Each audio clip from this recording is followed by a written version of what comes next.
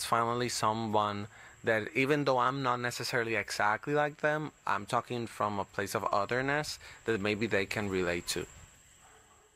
Despite critics trying to shut it down, reggaeton is flourishing and championing different causes. Some artists are moving away from its misogynist roots. Instead, singers like Ile, who we heard from earlier, and the reggaeton star Evie Queen have collaborated on a song, Algo Bonito.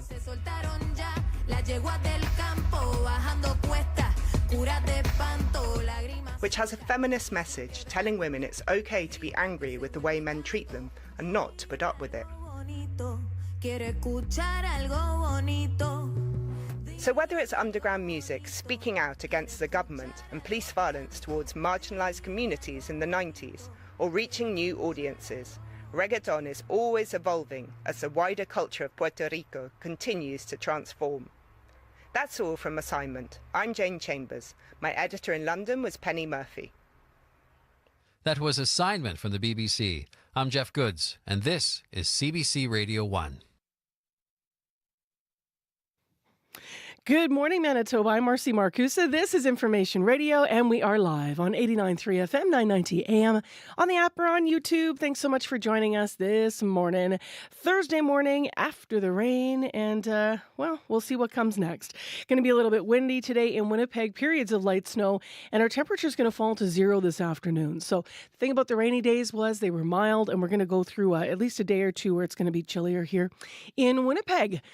So how you doing this morning? We're on air with you till 8:37 a.m. If you need to reach out and on anything, on traffic, it's 788-3093. On anything else, you can use our listener lines.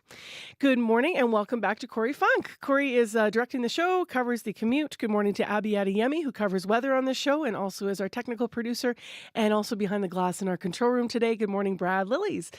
Heather Wells is here too. She's over in our CBC Manitoba News Center with headlines. Good morning. Well, Winnipeg police are on the scene of what they say was a serious overnight assault. Police were called to Selkirk and Mackenzie just after 3 this morning. They're not telling us much right now, but they do say the entire intersection of Selkirk and Mackenzie has been shut down. Police ask drivers, cyclists, pedestrians all to avoid that area this morning. We'll have more on that. Manitoba's PCs have thrown a wrench into some of the NDP government's plans. Every spring, the opposition can prevent up to 5 bills from passing until fall. And that's what they did yesterday. One of the bills being delayed would allow public entities to require unionized workers on some infrastructure projects. The opposition says they need more time to review. I'll be back with Manitoba News coming up at 6:30. All right. Thank you, Heather. You're welcome. Well, this morning on the program, the mayor is in studio with us for our regular monthly interview. We're going to be asking him about an interview we had yesterday with 2 firefighters. They lost their friend. He died by suicide. But they say leading up to that, he'd been sharing what was going on in his life and his mental health challenges, largely stemming from things that he was dealing with on the job. So they actually are seeking compensation, better training, mental health supports for firefighters. We're going to ask the mayor all about that. We're also going to talk to the mayor about Portage and Main. We've recently still had some business owners on saying, if you're going to revamp Portage and Main above ground, can you keep the circus open? So that'll be part of the conversation too. So that and much more coming up on the show. Stay with us. On Cue with Tom Power. They wondered if I also had a medical practice. So how about this? When you play a doctor on TV, people will come up to you at the grocery store and tell you about their real-life medical problems. That's just one of the things you learn from the Canadian actor Tanya Williams, who starred in The Young and the Restless. She'll be here to talk about her incredible career. That's coming up on Cue, followed by Commotion with Elamine Abdel-Mahmoud on CBC Radio 1, the CBC Listen app, and everywhere you get your podcasts. This is World Report.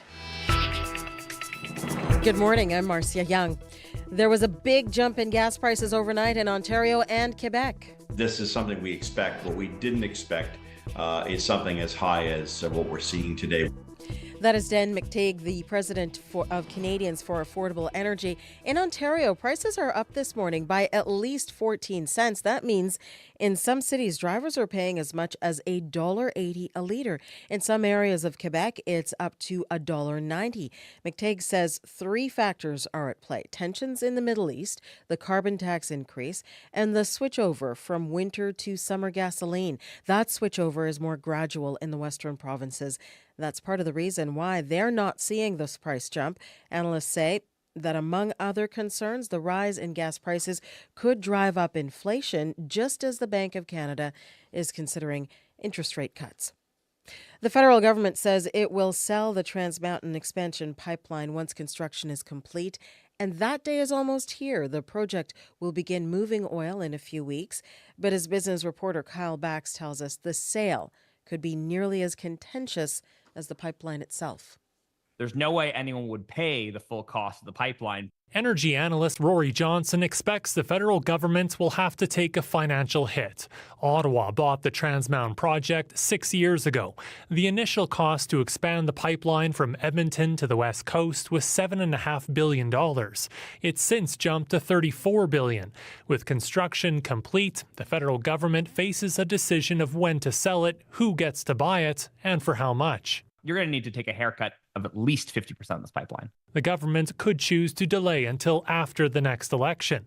Stephen Mason is with Project Reconciliation, an Indigenous-led group interested in purchasing the Trans Mountain project. I'm not sure the Liberal government want to get into a public recognition of what the write-down is ahead of the election. No matter the decision, it could impact how voters view the Liberal Party's handling of financial, economic, Indigenous, and environmental issues. They are really on a hot spot. They weren't a hot spot when they bought it. Danielle Ballande is a political science professor at McGill University. It will depend how much they can get for it, if they can find a buyer, and if it looks like a fire sale. The federal government has held informal talks with Indigenous communities and other potential buyers for several years, but a formal process has yet to begin. Kyle Bax, CBC News, Calgary. The G7 foreign ministers have a difficult task before them. They are meeting today in Italy, and they have to decide how to respond to Iran's direct attack on Israel over the weekend. Their response has to be strong enough to dissuade Israel from taking matters into its own hands, but it also has to be enforceable. Dominic Velitis reports from London. All right, Buenas era. Sí, I'm very happy. Happy to represent Canada. As Foreign Affairs Minister Melanie Joly meets with her G7 counterparts on the idyllic Italian island of Capri, the situation in the Middle East is topping the agenda. The G7 is considering imposing sanctions against Iran following its attack on Israel last weekend. It has Tehran's oil exports and the producers of its drones and missiles in its sights. But analysts say such a move could put the world's richest economies on a collision course with third countries, including China, which is Iran's biggest customer of its oil and involved in the supply chains which produce military technology. Hassan al-Hassan is a senior fellow for Middle East policy at the International Institute for Strategic Studies. He told the BBC any sanctions the G7 do pass in Capri could be ignored. The G7 has already had issues with getting countries in the global south to abide by and enforce sanctions on Russia, partly because of the perceived lack of legitimacy that these sanctions have in the global south. So I think we might be seeing, again, enforcement issues. The European Union has already agreed to expand its sanctions on Iranian drone and missile producers. Western allies are hoping the new penalties will help limit any Israeli retaliation against Tehran for its unprecedented attack. Dominic Velitis, CBC News, London. A jury selection in Donald Trump's hush money trial enters a pivotal stretch today. 7 jurors have been chosen. Lawyers need 11 more. They are looking to round out the panel of New Yorkers who will decide the first ever criminal case against a former U.S. president. The judge says he anticipates opening statements will begin as early as next week. India is making last-minute preparations ahead of its general election. All our polling personnel is ready. Their randomization has been done. Now they are being sent to their polling stations. Officials are delivering electronic voting machines at polling stations. Voting begins on Friday, and this will be the biggest election in history. Nearly 1 billion people are eligible to cast a ballot. That is about 12% of the global population eligible to vote in the same election. It will be done in 7 phases, ending on June 1st. Ontario Premier Doug Ford says kafias were banned from the legislature without his input or support. Keffiyehs are scarves with special significance to Palestinians. They are a common symbol among protesters calling for an end to the war in Gaza. But the Speaker of Ontario's legislature says wearing the scarf is a political statement, and that violates the legislature's standard practice of decorum. Premier Ford and opposition leaders are calling on the Speaker to reverse the ban. Each week, hundreds of Canadians take Paxlovid. The antiviral drug can keep high-risk people from getting severe COVID. But Canadian research is now shining a light on who should get access. As health reporter Lauren Pelly reports, it could mean fewer Canadians are eligible. The risk of something bad happening to you because of COVID-19 is now very low. So who's considered high risk now, and which groups can still benefit from Paxlovid? University of British Columbia researcher Colin Dormuth aimed to find out. His findings from a study on more than 6,000 BC residents were published today by the school's Therapeutics Initiative. They found Paxlovid doesn't offer any real benefit for the majority of people under the age of 80. The bottom line is that for most people with COVID-19, Paxlovid will not make you feel better any faster, and it will not lower your chance of going to the hospital or dying. Dormuth's study and other recent research suggests Pfizer's antiviral only makes sense for the most vulnerable groups. The findings also helped inform new recommendations that are provided to provincial drug plans. That guidance states only severely or moderately immunocompromised Canadians should have access, including people like cancer patients and transplant recipients. Discussions aren't finished, but if provinces do decide to adopt the recommendations, experts say fewer people could be eligible to access the drug, including many seniors who may currently be eligible. But Dr. Amish Adalja from the Johns Hopkins University Center for Health Security says new studies don't change the fact that Paxlovid can still help prevent deaths. Right now, Paxlovid is the best we have, and it's really life-saving for high-risk individuals. He argues criteria for who can get it should stay more broad. Lauren Pelly, CBC News, Toronto. A high number of renters facing eviction have a disability. That is what a new study and survey by Statistics Canada has revealed. Some 200,000 people were surveyed. It showed 28% of them also reported having a disability. Yvette Brand has more. Brian Daniel Scott uses an elevator to get upstairs in his wheelchair. His mum, Teresa, says it was hard to find this rental home in Richmond. The last one left her almost paraplegic son showering at a rec center for months. I can't afford to buy a home, which means I can't support my son 100% by keeping him safe in one place.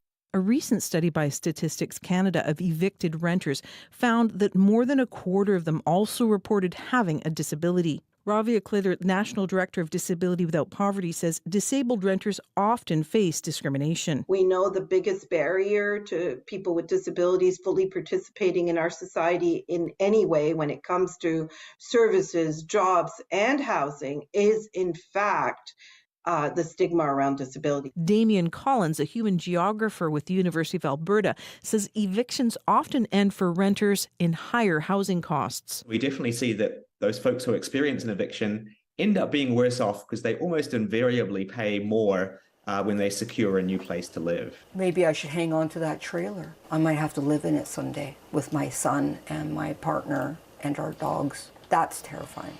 That leaves this mom and others with disabilities with uncertain futures. Yvette Brand, CBC News, Vancouver.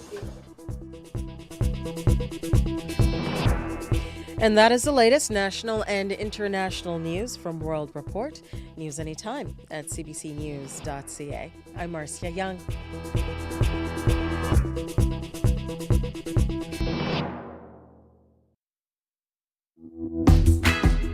Good morning, Manitoba, and hello, Winnipeg. Welcome to Thursday morning. It's drier out there than it was yesterday at this time, boy. But we are expecting that today we could see a little light snow. That's not all that's in the forecast. Abby's in a moment to run us through the day. Thanks for being with us on CBC, 89.3 FM, 990 AM on the app or YouTube. Well, coming up, you may have heard a little about this, a survey released just yesterday from CAA Manitoba about how many people drive impaired on cannabis. The results might be surprising to you. I know they were surprising a lot of people when we hit the street to ask about it. So stay tuned. We'll walk through what they found. Also this hour on the program, the advocacy group Disability Without Poverty, as you've been hearing on World Report, does estimate that over 1.5 million Canadians are living with a disability and in poverty, and we're hoping for more in the federal budget. So we're going to have a deeper look at that coming up this hour on the show. Right now, let's go to Heather Wells for a bigger look at other stories and some headlines. Good morning. Well, Winnipeg police are asking you, whether you're driving, cycling, or walking, to steer clear of the area around Selkirk and Mackenzie. That's where, just after 3 o'clock this morning, police say there was a serious assault. Police are in the area. They are holding that scene, and they are expecting to be there most of the morning. But that intersection of Selkirk and Mackenzie is shut down. So if you are going to be in that area, expect delays through the morning. CBC News has learned Winnipeg police executed search warrants at a number of foster homes and group homes run by Spirit Rising House, a for-profit company that's been accused of giving kids in care cannabis as part of a harm reduction strategy. Workers who didn't want to be identified say police seized computers and other items from homes. I'll be back with more Manitoba News at 6:30. Heather, just before you go, and Abby, let's get your mic on.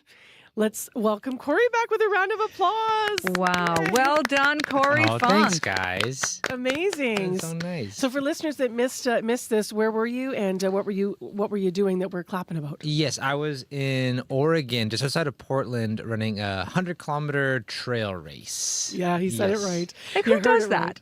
Right, Corey? Yeah, I know. I wonder sometimes too. 100K.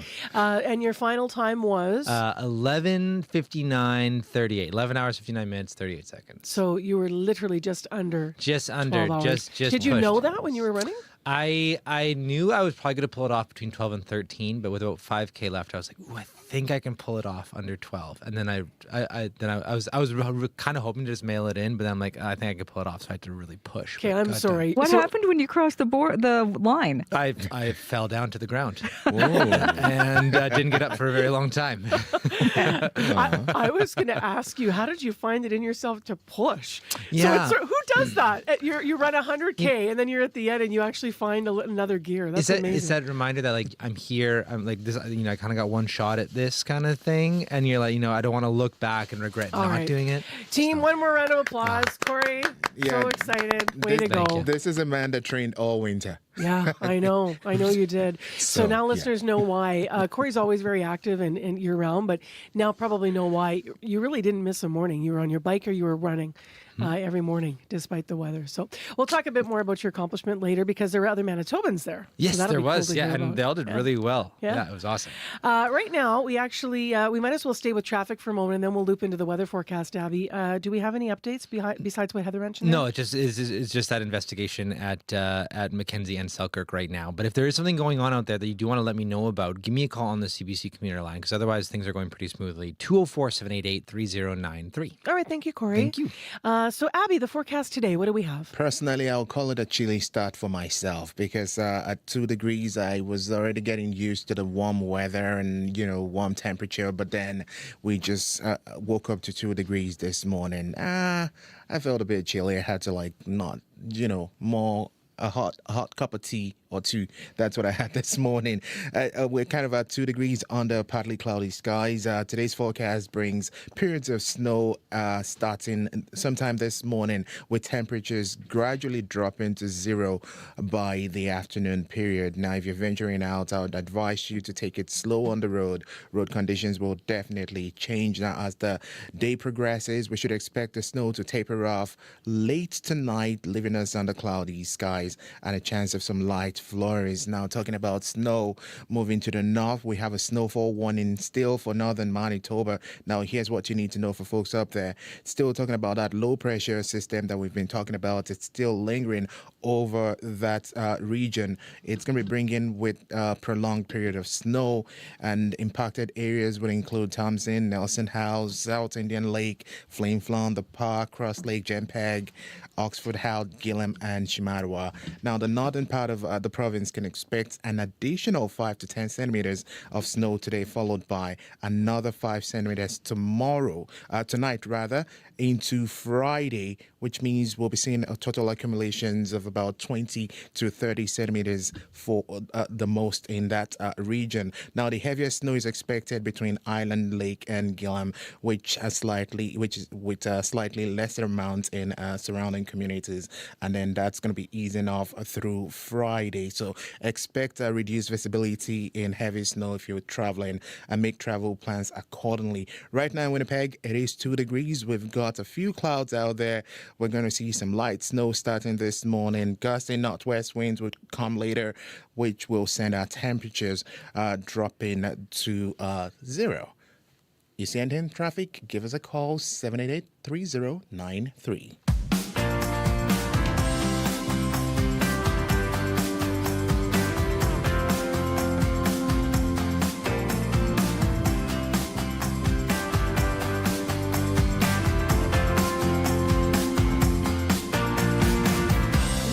Speaking of traffic, a new survey by CAA Manitoba suggests that an alarming number of Manitobans are stoned behind the wheel. The online survey was conducted by Dig Insights between June 2022 and July 2023.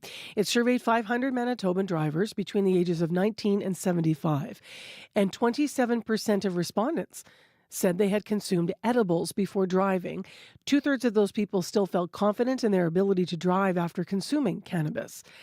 Ewald Friesen is a CA's Manitoba Manager of Government and Community Relations.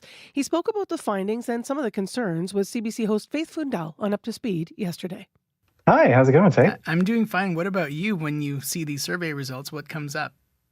Yeah, so there were a few raised eyebrows, I must admit, here at the office. In your intro, you're absolutely right. So the big one for us was that 27% of cannabis-impaired drivers had consumed edibles, and 61% of cannabis-impaired drivers waited less than 3 hours to get behind the wheel. So this was the big puzzle. We kind of wanted to know what was going on here, and of course we have a few concerns regarding edibles. What answers did you come up with as you tried to parse through that data? So obviously 2018 comes around, and cannabis is legalized. 2019, and edibles are legalized. And so what the data said was that 34% of us of newcomers tried cannabis for the first time after legalization, which meant legalization had an impact on folks trying it for the first time. Now, among this group, edibles were the top choice among newbies who were trying it for the very first time. So the picture that sort of emerges is we have a whole bunch of folks trying cannabis for the first time.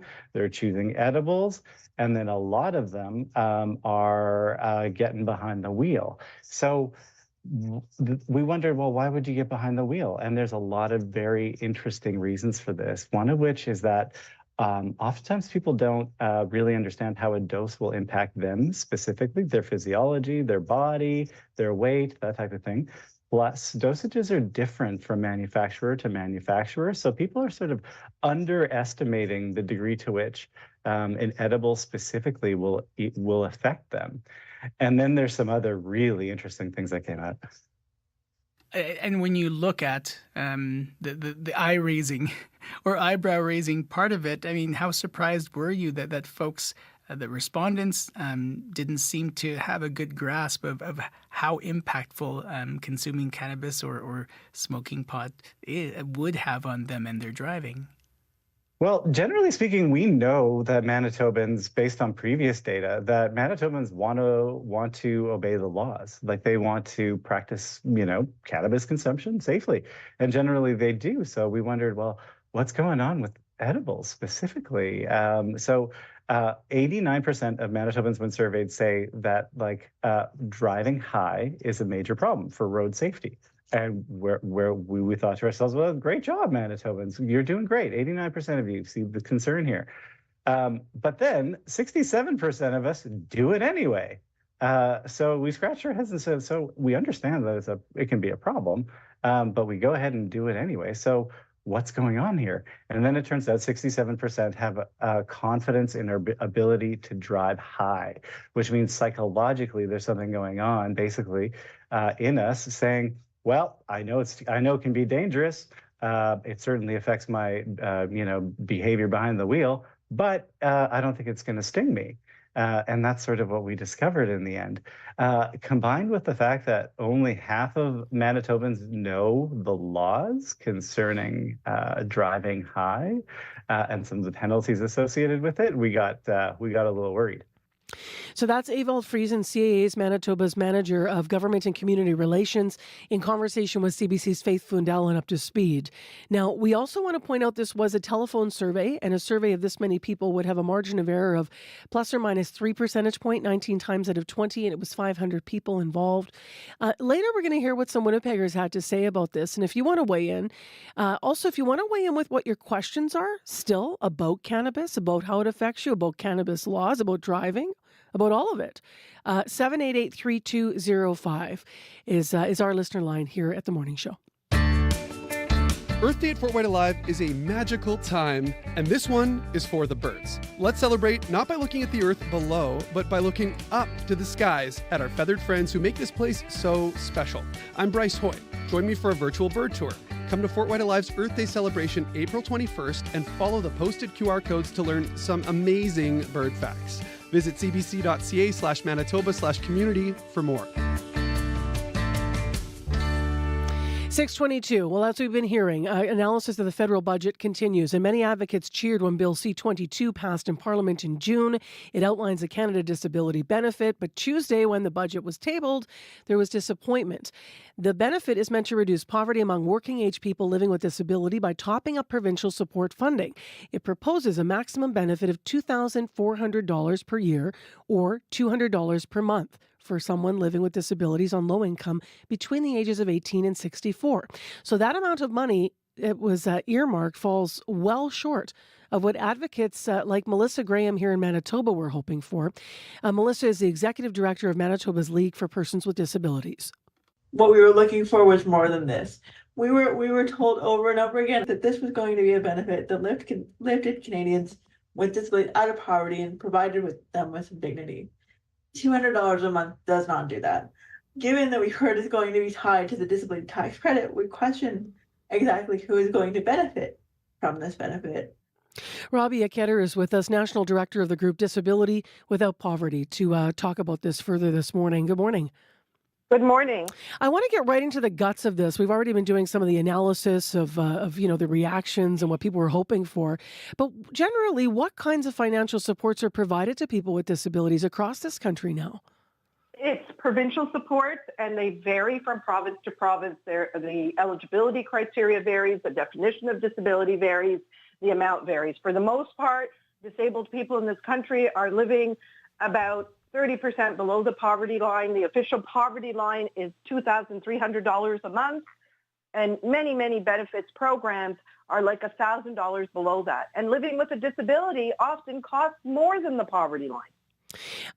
In terms of how much that affects people's lives, can you elaborate a little bit on how long people have been fighting for a better benefit? Well, this was promised in the throne speech of September 2020, 4 years almost in the making. We mobilized across the country. Disabled people wrote to their MPs, spoke to their MPs, sent off postcards. We wrote op-eds. People told their stories. Organizations, the disability community, agencies, all worked really hard together. The broader nonprofit sector, the food bank system, Community Food Centers Canada and others, we all came together with unions and civil society to say we need a robust Canada disability benefit to end disability poverty in this country. We saw unanimous consent. So the spirit was really high across all party lines to see the Canada Disability benefit through. We did an Angus Reid survey last week in which 91% of Canadians said they support an adequate Canada Disability benefit. And here we are with an absolutely inadequate benefit that will benefit less than a fraction of disabled people who may qualify under the disability tax credit, as Melissa mentioned, which has its own barriers to begin with. And even at that, they will get $200, $6 a day. What is that going to do for them? We haven't even talked about timeline yet, Rabia. Pardon me, I pronounced your name incorrectly there. Because the timeline for the federal money is the benefit won't be paid out until July of next year. Do you have any understanding or clarity about why it's going to take that long even to make that available?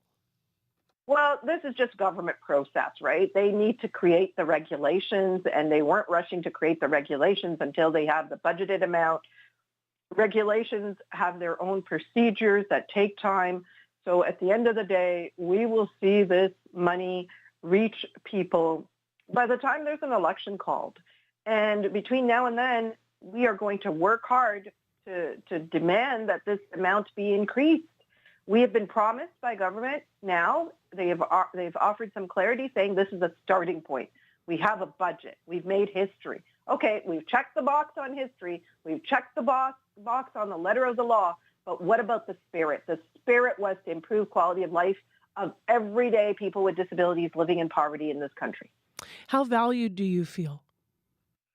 Disabled people feel devalued. They feel unheard. I feel unheard as somebody championing nothing about us without us, because I am a person with a disability. I have family members with disabilities. I am fortunate to work. Not many disabled people are able to overcome their barriers and be gainfully employed. Have you had any response directly? I mean, I know you were in lockup. As you said, you've been involved in these conversations, and you were in lockup Tuesday. Have you had any direct response about why they didn't make this higher? Or, and I guess, do you feel this is a broken promise, given that, as you said, this was outlined on paper years ago? Not the amount, but, you know, they knew what you were asking for. The spirit has not been honored. The letter of the law has been honored, as I said. They said that this is the best they could do. You know what? They put $2.4 billion into AI for this year, so artificial intelligence matters more than human life. We can only afford $1 billion because $1 billion is something that finance can find. They don't have to implement cuts or put out tax remedies to come up with the money. Thank you very much for your time this morning and for weighing in. I appreciate your voice on this conversation. Thank you. That's Rabia Ketter. She's the national director of the advocacy group Disabilities Without Poverty. And as you heard, we've been doing local coverage, reacting to what was in the budget on Tuesday as well, here in Winnipeg, hearing perspectives from people like Melissa Graham, executive director of Manitoba League for Persons with Disabilities. And Melissa was on Up to Speed yesterday. If you want to hear that interview, you can go online to our CBC Listen app. Narrative, lyric, heroic, romantic, verse, or prose. The 2024 CBC Poetry Prize is on. Send in your best unpublished poem or poetry collection. Up for grabs, cash prizes from the Canada Council for the Arts, a 2-week writing residency at the Banff Centre for Arts and Creativity, and your work published on CBC Books. Contest closes June 1st. For rules and more, go to cbcbooks.ca. We're coming up to news time, and then Crystal Ramlicam will join us via Zoom with business news specifically, and we're going to talk about the loonie today. After markets have had a hard time digesting the budget and the latest inflation numbers, we wanted to check in on how the dollar is doing, and it is a little strengthened. So we're going to hear about that. That's coming up after your CBC Winnipeg news. I will mention here in traffic, you'll hear more about this in the news, but just from a traffic perspective, Selkirk and Mackenzie is closed. Otherwise, if you have any problems out there, give us a call. You should have drier streets through the city of Winnipeg this morning, and 788-3093 is where you can call us with any update on your commute this morning, whether it's in Winnipeg or out on the highways. So give us a call and use the number. Stay with us here on 89.3 FM, and as mentioned, your CBC Winnipeg News is next. This is CBC News. Good morning. I'm Heather Wells in Winnipeg. At 6:30, it is 2 degrees. Expect a little bit of light snow today and a lot of wind. A strong wind is going to see our temperature slide to about 0 this afternoon. Well, Winnipeg police are on the scene of a serious overnight assault. It happened at Selkirk and Mackenzie, and that's where CBC reporter Megan Ketchison is right now. Megan? Well, right now, Selkirk at Mackenzie is completely blocked off. We have police tape that is stretching across the road at Selkirk and Mackenzie. We have police vehicles as well with their lights on that are blocking this intersection. What we're told is at about 3:17 this morning, police were called here for a serious assault. What I can see on the street are a number of evidence markers plus some bags, and police are here on the scene holding it. Police do say that they will likely be here for most of the morning, so that is going to have an impact on traffic as Selkirk is completely closed between about Arlington and, at Mackenzie itself. Reporting live, Megan Ketchison, CBC News. Thanks so much, Megan. So Selkirk and Mackenzie, police ask you to avoid that area today. Thank you, Megan. CBC News has learned Winnipeg police executed search warrants at foster homes that house children in care of Child and Family Services. CBC I-Team's Caroline Bargout reports. The Winnipeg Police Child Abuse Unit has been investigating allegations workers were instructed to give cannabis to underage kids in the care of Child and Family Services that were living at Spirit Rising House homes. Workers tell CBC News that last Friday, officers walked into a number of their foster homes and group homes with search warrants in hand and walked out with computers and other items. Police wouldn't comment on the search warrants because the investigation is still ongoing. Spirit Rising House is a Winnipeg-based for-profit company that ran 9 foster homes and 2 specialized group homes for 34 high-risk youth in care before the government cut ties with it in February. A provincial spokesperson says Families Minister Nahanni Fontaine is aware of the ongoing investigation and that any questions about it should go to police. The province says its number one priority is ensuring the safety of children as they transition out of Spirit Rising House into appropriate placements. The company said it had no comment. Caroline Bargout, CBC News, Winnipeg. The province says it is working to improve access to seats in the Medical Laboratory Sciences program. This after receiving only 28 applications for the 40-spot lab tech program. Health Minister Uzoma Asseguera says the government wants to make sure people know about the program. We're actively doing the work of not only improving the access to the seats and encouraging folks to take this education, but making sure that we're recruiting and retaining as well.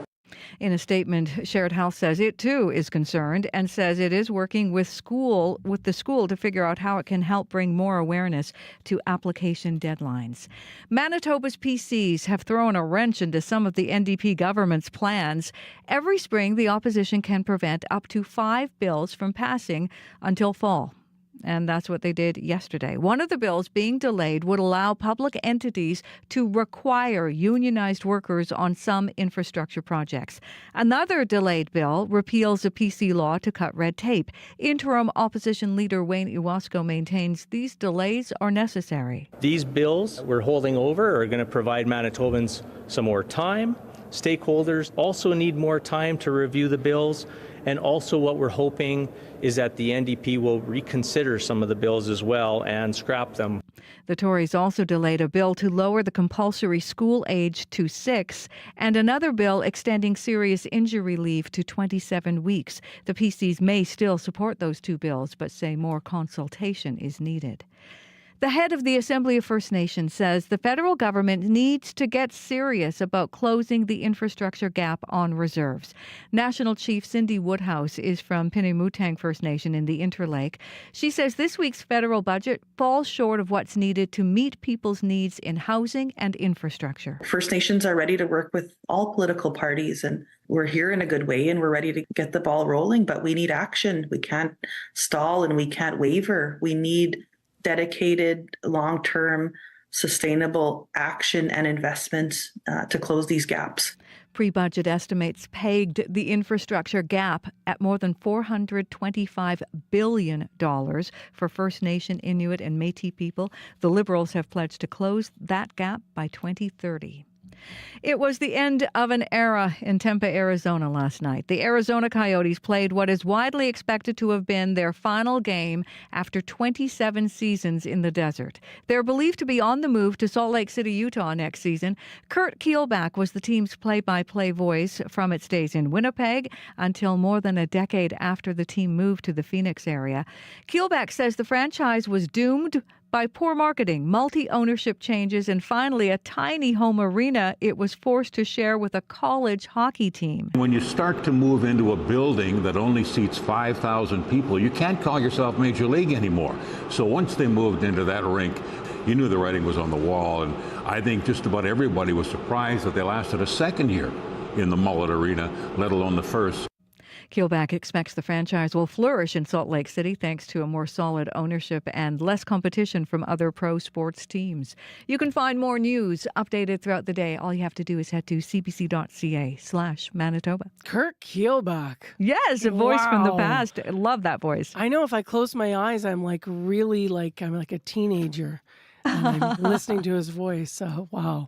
He's great. He's a legend. Thank you, Heather. You're welcome. All right, let's get into what's happening in our forecast. It's time for our regional forecast details with Abby Adiemi. Good morning once again, Mercy. We are still sitting at 2 degrees with few clouds. We're expecting light snow this morning, accompanied by gusty northwest winds, and the temperature will be dropping to 0 by this afternoon. Heading west to Brandon, it's slightly colder at -1, with light snow already falling there. We're going to see flurries in the forecast today, along with some winds from the northwest. Highs will be reaching +2. Now, we talk about that snowfall warning. I just want to mention it again. A low pressure system is bringing heavy snow across the northern parts of the province, with 20 to 30 centimeters expected. So if you'll be traveling, you may be experiencing some difficult times. So be prepared to delay your commute if you have to. Moving to Thompson now, it is -6 with light snow and blowing snow. Expect around 5 to 10 centimeters of snow today, with highs reaching 1. In Churchill, it is 3 degrees with mostly cloudy conditions. Expect periods of snow later, and then some local blowing snow would also come, and the temperatures will drop into -7 this afternoon. Down in Dauphin, it's currently 0 with light snow. Periods of snow are expected throughout the day, with temperatures holding steady near -1. Gimli is at 2 degrees with cloudy conditions. The Interlake region will also be seeing periods of snow beginning this morning, with temperatures dropping to 0 in the afternoon. Steinbach is at 2 with cloudy conditions, heading for a high of +4, but we see rain and snow for that part of the province later this morning and the afternoon. Lastly, Maurice is at 2 degrees with light showers. The Pembina Valley region can also expect cloudy conditions with a chance of snow or rain, and a high of +4 today. In Winnipeg, just some light snow coming with some blowing winds, and then temperatures sliding to 0 today. All right, thank you, Abby. You're welcome. Let's get into what's happening in the drive this morning. We have obviously one big closure, Corey. Yes, Selkirk and Mackenzie police are on scene there investigating a serious assault. So they are advising everyone, pedestrians, vehicles, to avoid that intersection altogether. That's Selkirk and Mackenzie. Also got a call on the commuter line, down on a bike. Says that things are looking great out there. No potholes on the bike lanes on the rapid transit. A few puddles, though, so look up for that. Maybe want to keep your fenders on if you're thinking about taking them off. If you see anything else going on out there, give me a call on the CBC commuter line, 204-788-3093. All right, thanks, Corey. Thank you. Let's get into business news. Crystal Lee Ramlickan's here via Zoom. Hello to you. Hi, good morning, Marcy. So let's start talking about the loonie this morning. The markets plural, have had time to digest the budget and the latest inflation numbers that came out this week. So how's the dollar looking right now? Well, the Canadian dollar actually strengthened against its U.S. counterpart yesterday. It went up by about a third of a cent to 72.6 cents U.S. But the currency was holding near a 5-month low after inflation data that supported bets for interest rate cuts and as the federal budget projected increased spending. And on Tuesday, the currency touched its weakest intraday level since November 10th. Colin Szynski is the chief market strategist at SI SIA Wealth Management, and we asked him what we can expect next. We've had some pretty big swings in the markets over the last week or so. We've had significant declines in equities, significant rallies in gold. It's not unusual in the markets that when we have a fairly strong move in one direction, then you get a counter move back in the other direction or a correction. But what does seem to be clear is that we are moving into a time of greater uncertainty and volatility, and that may continue in the near term. And he says historically the loonie trends with the price of oil, but that didn't happen yesterday. The loonie had a gain and the price of oil was down. I am Google imaging right now so I can lean into what you're about to talk about. Lululemon has released now Team Canada's outfits for the Paris Olympics and the Paralympics. They look interesting, range of colors, and they almost look paint splattered, or they're I don't know. I'm still jury's out. I kind of like them. Anyway, you're here to talk about this from a business perspective. So what's in it for a company to design the outfits? Yeah, that's a interesting way to describe them. Interesting. I know a lot of people, don't really like them, but we're not the Olympic athletes that are going to be wearing them. We're just regular people. So, but maybe we will wear them because Lululemon paid a pretty hefty price, likely, for the rights to make this clothing. And some marketing experts say the company probably doesn't think it's going to actually make the money back by selling the actual Olympic gear.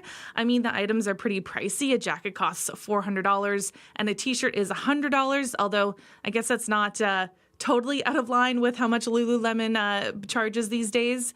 But, they think that they probably will make the money back by increasing their profile and selling other items. So Lululemon made its debut as Canada's Olympic and Paralympic outfitter at the 2022 Beijing Winter Games after a 16-year partnership with Hudson's Bay Company ended after the Tokyo Olympics. I'm sure lots of people remember those red bay mittens that everyone was crazy about. Big run on the red mitts. Yep. Yes. So for more on this, we spoke to Andres Pone, who is the president of Coin Branding, a branding and marketing agency. Because they're very bold in design, I wouldn't expect to see many people walking down the street in them. I wouldn't expect many people to actually buy the garb at retail. And that gets me thinking that this is really mostly about brand awareness.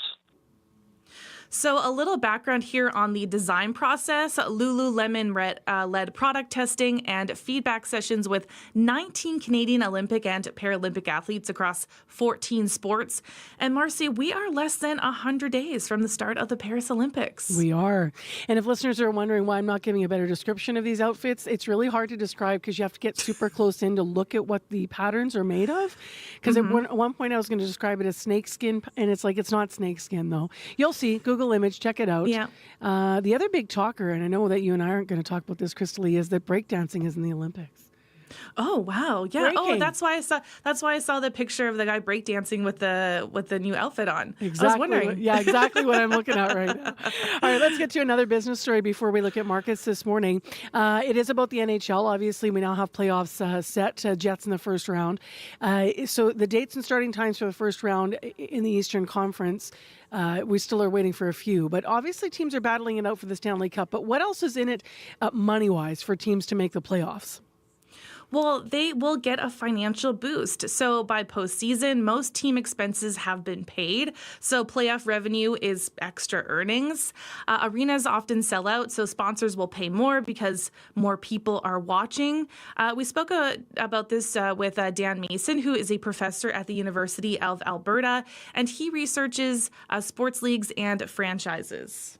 It's a cash cow because they're not spending any of their revenues on player salaries. Player salaries are all paid out through the regular season. So what they're getting in the playoffs is gravy, so to speak, and they're able to charge more for tickets. And you tend to see higher concessions and merchandise sales and that kind of thing in the arenas. So the first round begins this Saturday, April 20th, with the New York Islanders versus the Carolina Hurricanes. And the NHL says the complete first round schedule is going to be announced when available. Some of the whiteout parties here are already sold out, by the way. But there'll be more. There'll be more. Yeah. They're going to go deep. That's the hope anyway. How are the markets looking?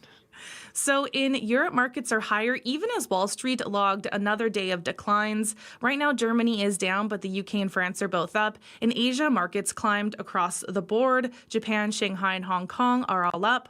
Oil is down 68 cents to $82.01 US per barrel. Gold is up $7.40 to $2,395.80 US per ounce. And the dollar is up 0.06 of a cent to 72.67 cents US. All right. Thanks a lot, Crystal Lee. We'll talk to you tomorrow. Okay. Thanks, Marcy. Crystal Lee Ramlichan with us via Zoom with business news.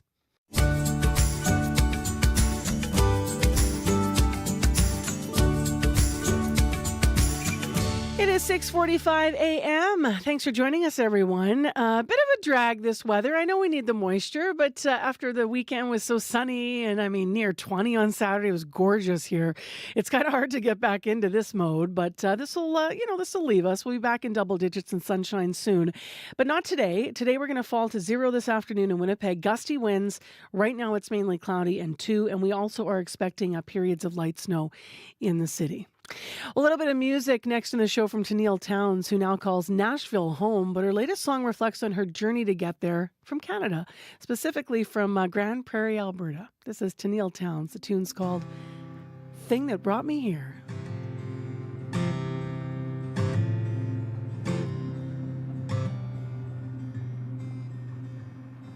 I drove this truck 2,000 miles from where I was raised.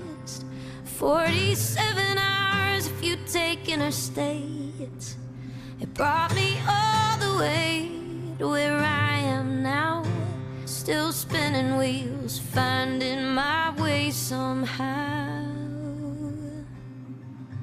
It's a winding road full of lessons learned. Lost and found my way with wrong and right, left turns.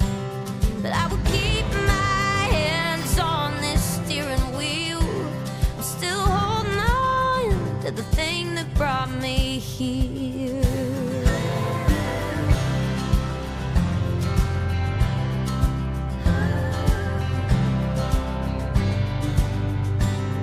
It has crossed my mind and at times my heart to take a flight back home and get a smaller car. But every hard-earned mile and every scratch and dent is a part of me that I just can't trade in. It's a winding road full of lessons learned. Lost and found my way with wrong and right, left turns. I will keep my hands on this steering wheel. I'm still holding on to the thing that brought me here.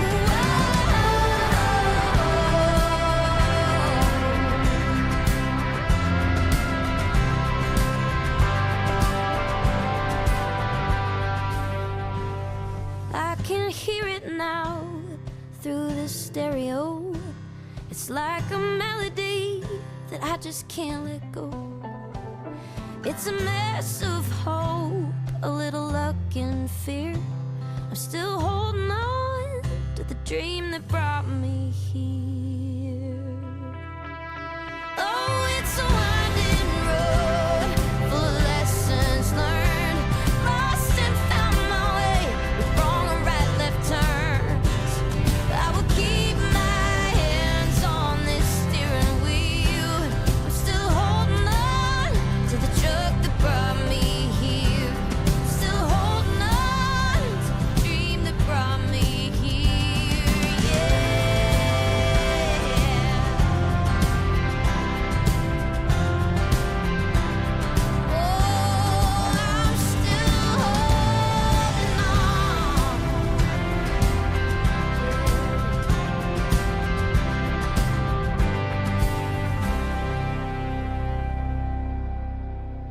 I loved that tune.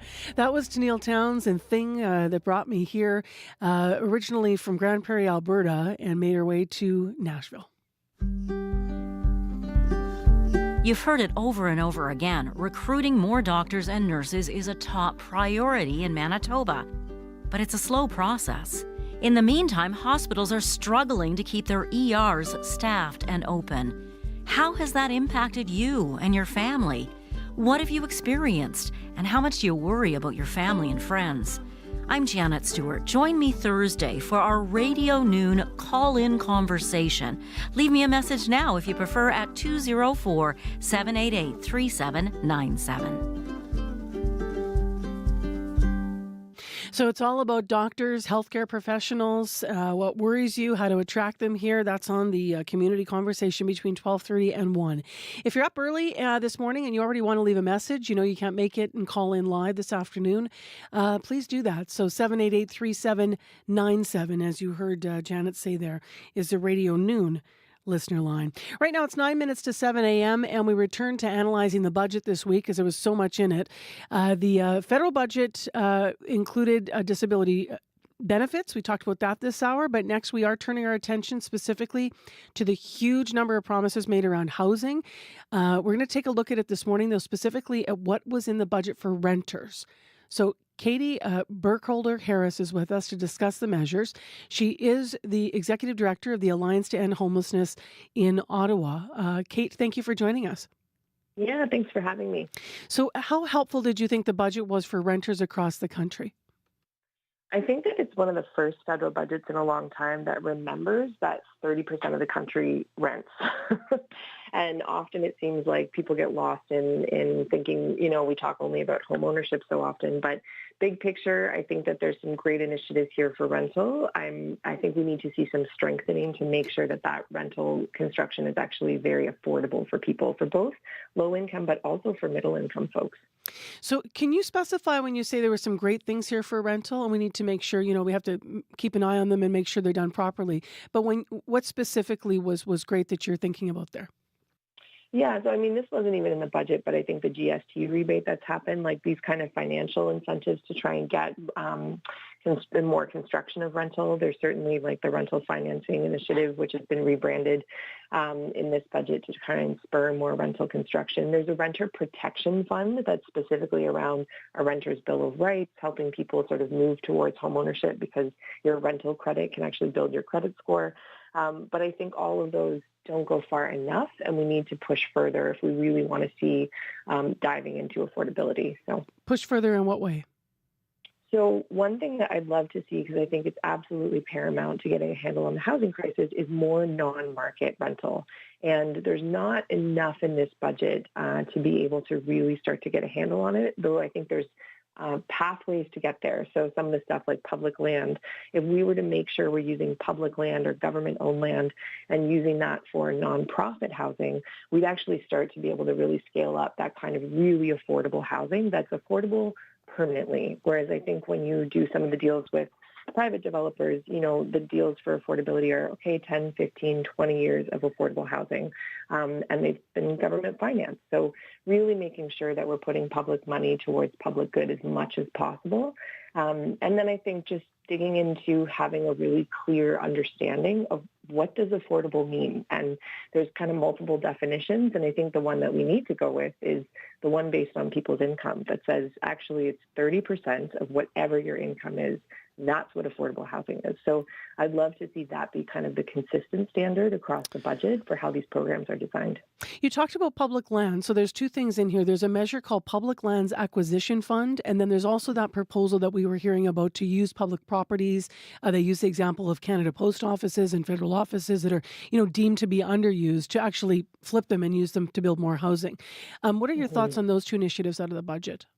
Really excited about both of them. So I think in general, the idea of, we have lots of government land for every level of government.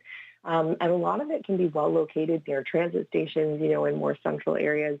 Some of that land already has buildings. So, there's lots of talk about office conversions and things like that happening across the country.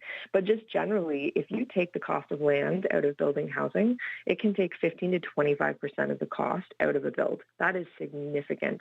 So if we're starting to look at that, that can really spur more incentive to be able to build housing. And I think when you look at things like Canada Post offices, they're often well located. They're usually one story. And some experts, Dr. Carolyn Weitzman certainly calls that lazy land. So we're not using it to its full potential. And I think there's real effort here in this budget to use buildings as well as land to its full potential to really tackle the housing crisis. What did you make of the apartment construction loan program?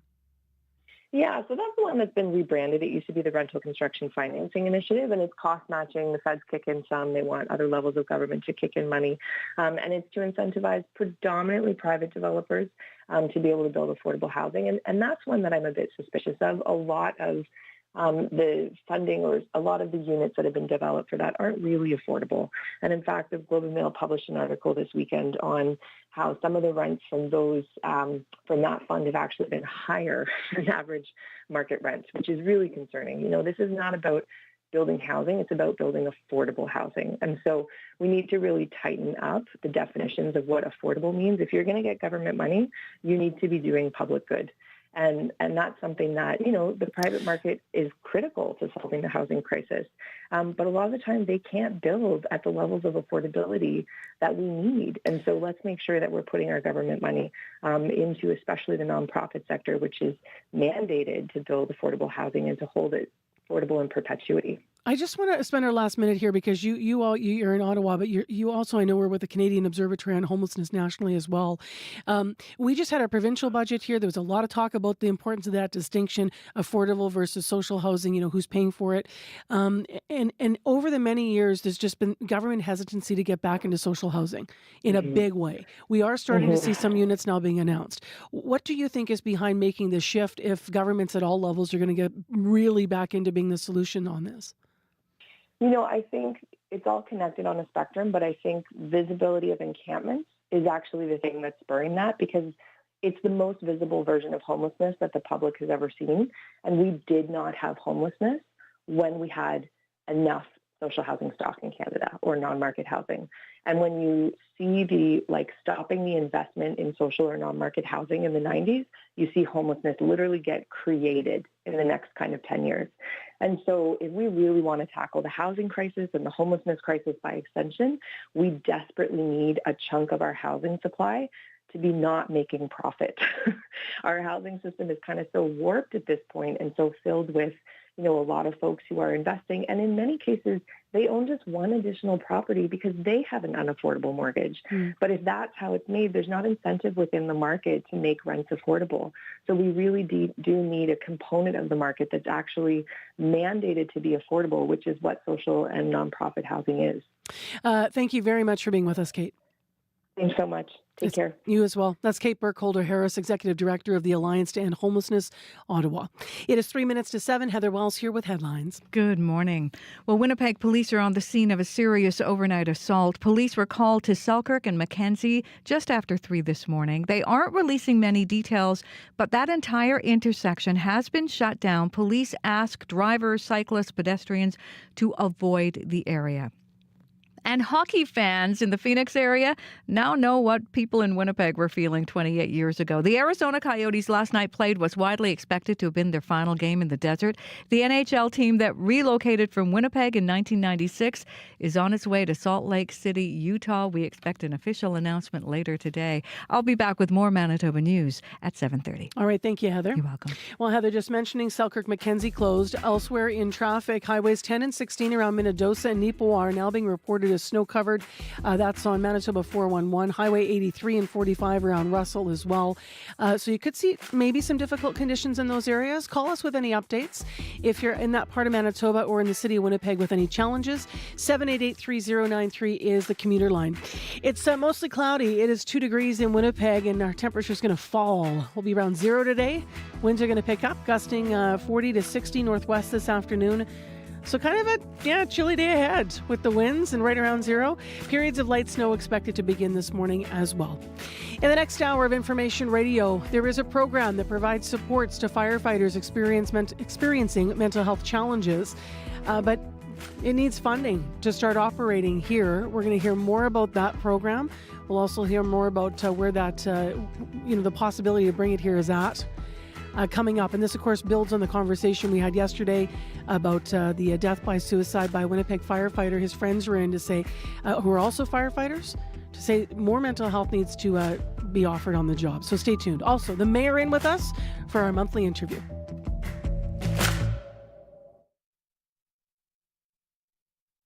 on The Current. And then there's so many kind of quirks to the race. You actually just have to kind of look past those and not let those distract you. 60 hours, wild terrain, and elevation equal to climbing Mount Everest. The Barkley Marathons is one of the world's toughest races. Only 20 people have ever crossed the finish line. What it takes from the only woman to do that is coming up on The Current. The Current with Matt Galloway. This morning at 8:37, 9:07 in Newfoundland, and on the CBC Listen app. This is World Report. Good morning, I'm Marcia Young. Drivers in Ontario and Quebec are dealing with a big jump in gas prices this morning. Dan McTague, president of Canadians for Affordable Energy, says there are three factors. It's the perfect trifecta. Tensions in the Middle East, the carbon tax increase, and the switchover, which happens semi-annually from winter to summer gas. In Ontario, gas went up by 14 cents to just under $1.80 a litre. And in Quebec, some prices are close to $1.90. Drivers have not had to pay that much for gas in the two provinces since August 2022. Analysts say that among other concerns, the rise in gas prices could drive up inflation, just as the Bank of Canada is considering interest rate cuts. McTague says the situation in the Middle East could continue to cause more volatility in gas prices in the coming weeks. The federal government says it will sell the Trans Mountain Expansion Pipeline once construction is complete, and that day is almost here. The project will begin moving oil in a few weeks. But as business reporter Kyle Bax tells us, the sale could be nearly as contentious as the pipeline itself. There's no way anyone would pay the full cost of the pipeline. Energy analyst Rory Johnson expects the federal government will have to take a financial hit. Ottawa bought the Trans Mountain project 6 years ago. The initial cost to expand the pipeline from Edmonton to the West Coast was $7.5 billion. It's since jumped to $34 billion.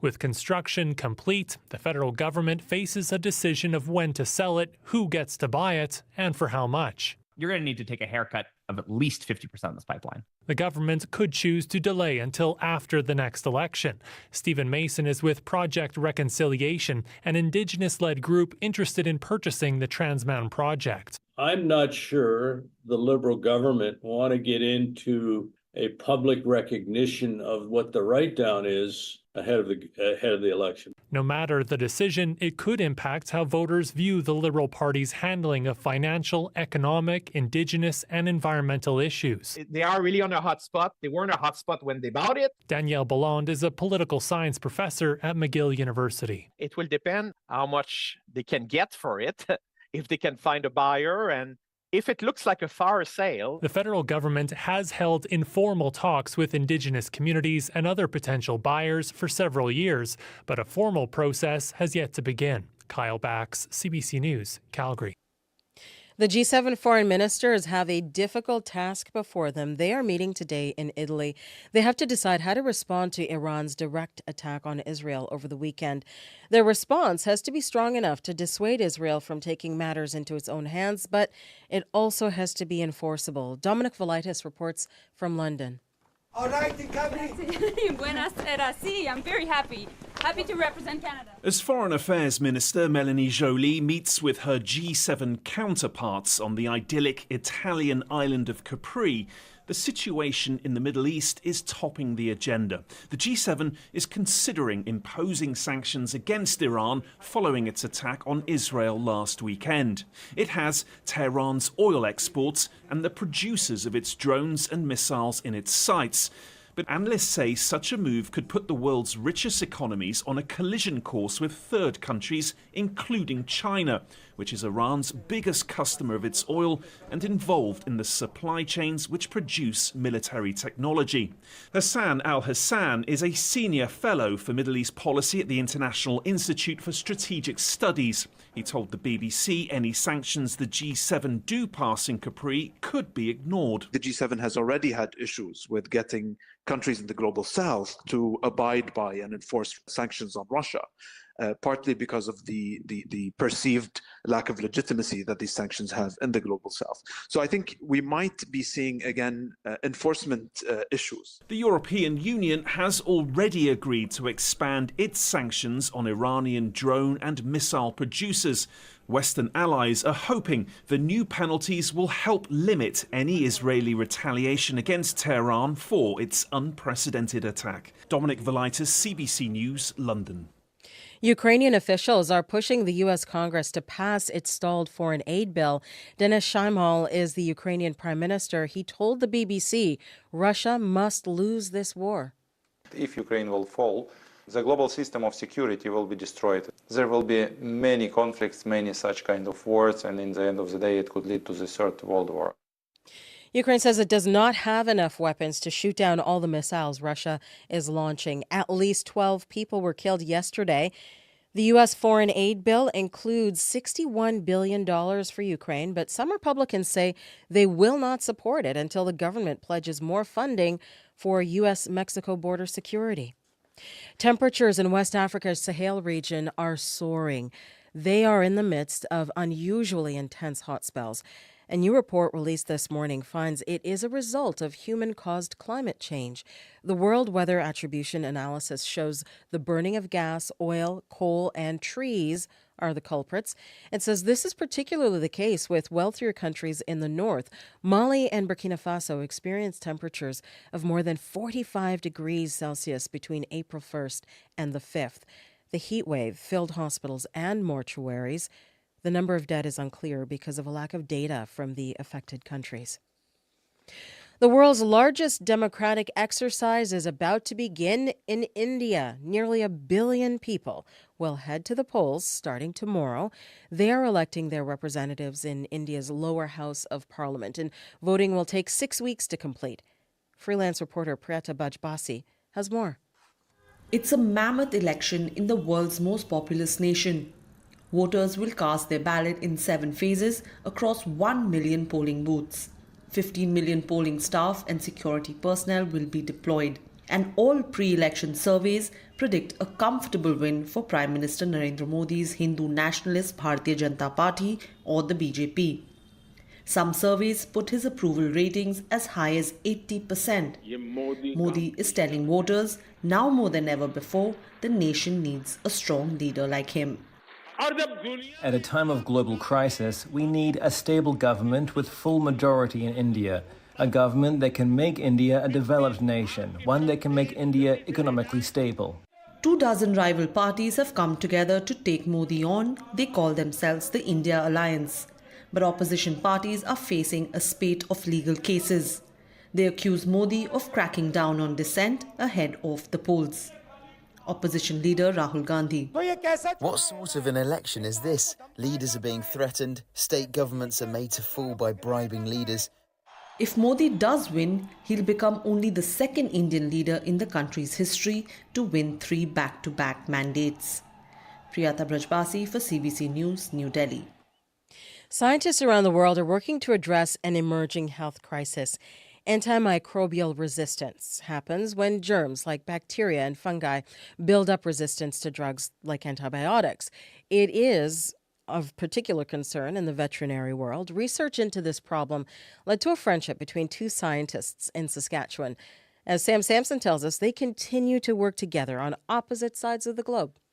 There is nothing as gratifying as when your student kind of surpasses you. Joe Rubin sits in his University of Saskatchewan lab, where the professor of veterinary microbiology worked with his first graduate student, Roshan Madalagama. Actually, he changed my life. Madalagama is now back in Sri Lanka, but the two are still studying antimicrobial resistance, or AMR, together. That's the resistance to antibiotics that make healthcare harder and some treatments riskier. The World Health Organization deems AMR a major global threat, and rates are especially high in Sri Lanka. Now all the world is like a one village, now global village. Madalagama says his country has only monitored AMR in humans, not animals. The immediate worry is vets won't be able to treat illnesses in livestock, which many families depend on. And the big worry is that resistance to treatment could get passed on to humans everywhere. So because of that, actually, we need to have a very collective effort. Madalagama has helped the WHO and the Sri Lanka government on the issue, but now he and Rubin are also helping rural vets detect concerns faster and improve training at the country's national veterinary lab. 2 technicians are even traveling to Saskatchewan this fall to learn more from Rubin. a person still close to Madalagama's heart. I also always believe that my second home in Canada. As a mentor, he's one of the greatest person I ever met in my life. A friendship sparked in Saskatchewan that could fight a global health threat. Sam Sampson, CBC News, Regina. And that is the latest national and international news from World Report. News anytime at cbcnews.ca. I'm Marcia Young.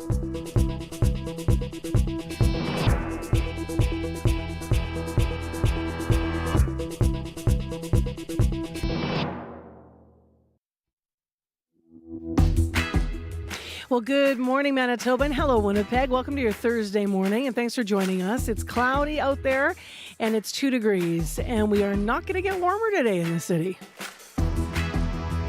Thanks for joining us here. That light snow continues in parts of the north, and I'm Marcy Marcusa. This is Information Radio. You're on CBC 89.3 FM, 990 AM on the app or YouTube.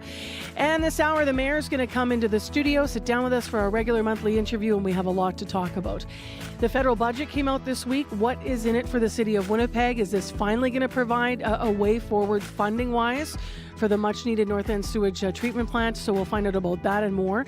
Also, we're going to ask the mayor what he thinks of 2 firefighters who were in conversation with us here yesterday on the show, talking about the death of their friend, a fellow firefighter who died by suicide.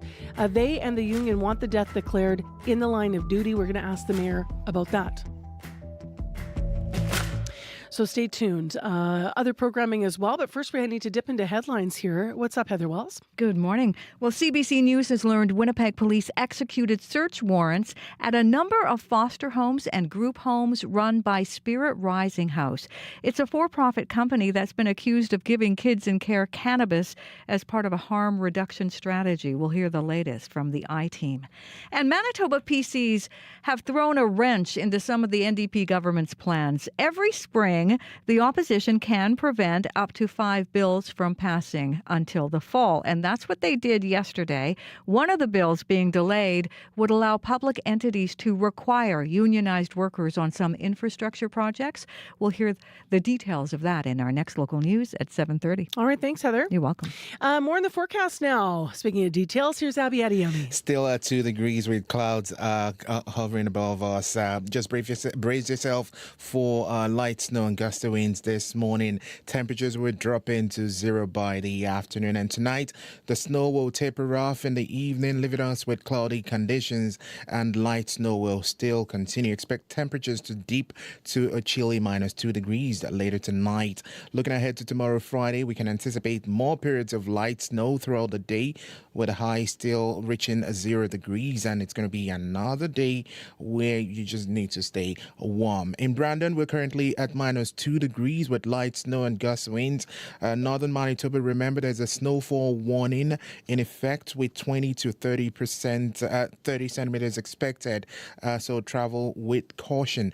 Thompson is at -6, Churchill at -5, Dublin at -1, Maurice, Steinbach, and Gimli all at 2 degrees. All right. Thank you, Abby. You're welcome. Let's get into the commute details. Corey Funk is back on the show this morning. Hello. Hello. Yes. So all morning, one of the biggest issues is at Selkirk and Mackenzie. Police actually have it closed right now as they investigate a serious assault. So that immediate area right around that intersection is closed to pedestrians and vehicle traffic this morning. I'll be keeping an eye on that this morning.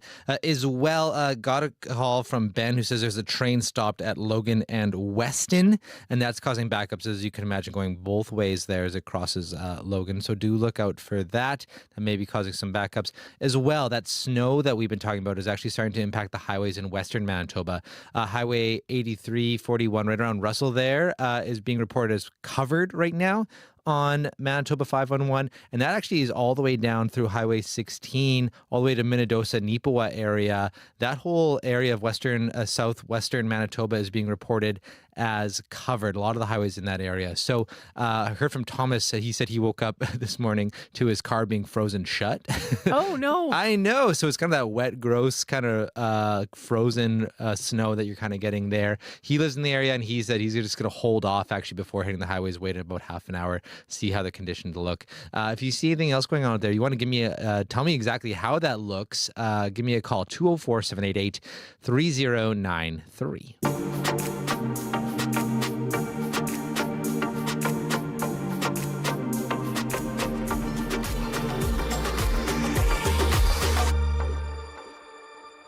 Well, up first this half hour, yesterday on the program, we had a feature interview with 2 Winnipeg firefighters who joined us in studio. They are grieving the death of a colleague and a friend. Friends and family say that Preston Heinbergner died by suicide earlier this month.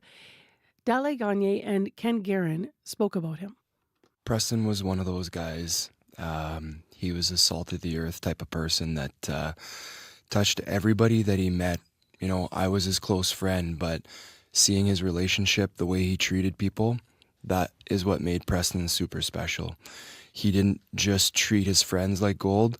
He interacted with anybody that he saw. For example, even the people at the butcher shop knew him by name, and he knew them as well. You know, he took the time to make everybody else feel special, and that's a quality that Preston just, it was unbelievable. Ken, you've been nodding along. Maybe I'll ask you what he was like as a colleague and a firefighter. What was his dedication to his work like? For sure, yeah. Dedication to work. He was something special. He was one of our pillars in our community for us, especially on 3 shift. He was the type of guy that he said good morning to everybody. How are you doing? He put everybody before himself.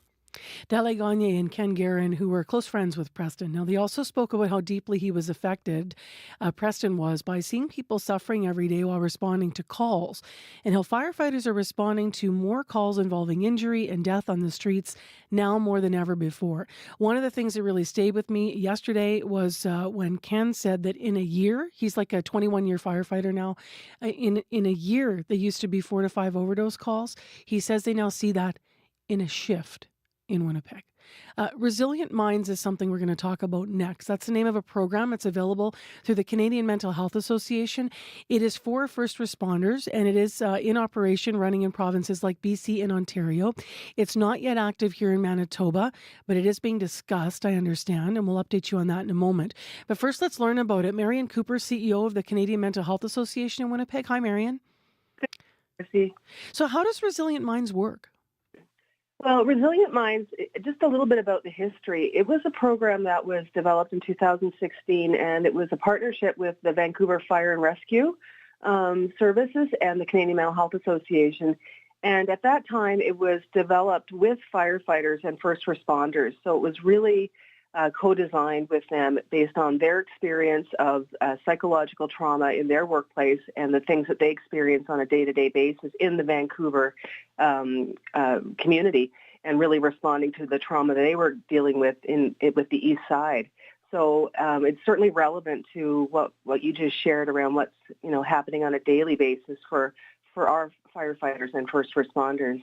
But the program was really developed to really address the needs of firefighters and first responders to recognize the effects of psychological stress that they deal with within themselves and within their peers, and then to really develop trauma-informed practices, and then to develop those strategies for communicating with one another when they're struggling, respond safely when they're distressed, and when they're seeing distress in the day-to-day work with citizens and our community members. And then finally, the focus is really on developing those personal strategies for managing stress, mitigating the exposure to trauma, and boosting their resilience. So it's a really evidence-based program. Evidence-based, and also you mentioned that there's also a peer-to-peer component here. Why was that important to prioritize? Peer-to-peer work is increasingly recognized as a really important part of the continuum of mental health care supports and the development of strategies that include a workforce that is based on a peer support approach.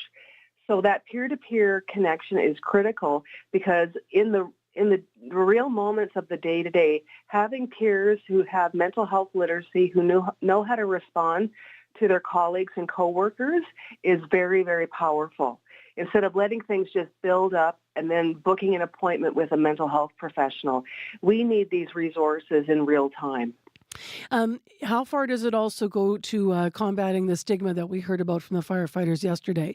They were saying that, part of why they really wanted to come here was to get beyond this idea that you shouldn't speak out, that you're supposed to be tough in some other way, especially if you're a first responder.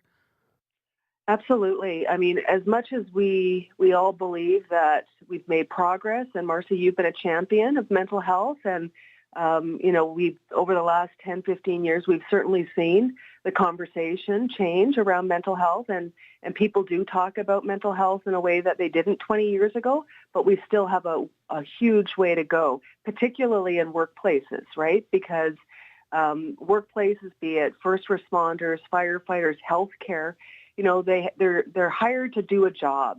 And often employers and organizations can get caught up in that focus. And so the stigma associated with not creating the space and prioritizing mental health is still rooted in this idea that you come do your job and then you go home and take care of yourself. And this compartmentalizing, and that's not how we function as human beings.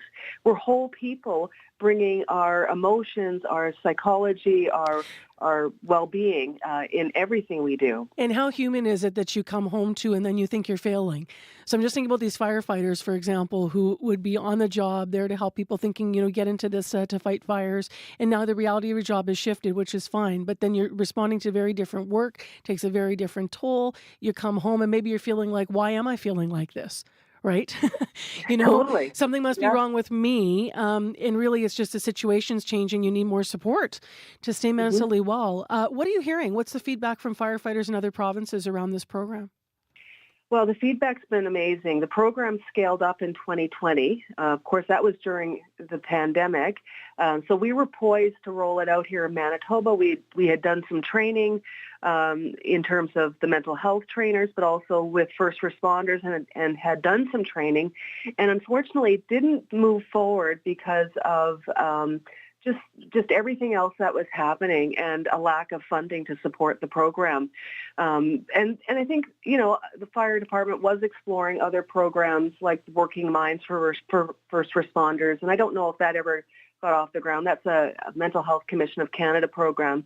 That said, I think there was a lot of interest, a lot of early adoption. We had been working with Headingley firefighters and others, so we knew that there was a need. And we also have been delivering another program called OSI Can, which is all about first responders and operational stress injuries and the delivery of support groups. And that's been led by volunteers. We want to scale these programs up, but we haven't been able to get the funding to do so. But we're ready to get back out there and talk to government and decision makers and join forces with first responders to get resources in place to get this program set up for Manitobans.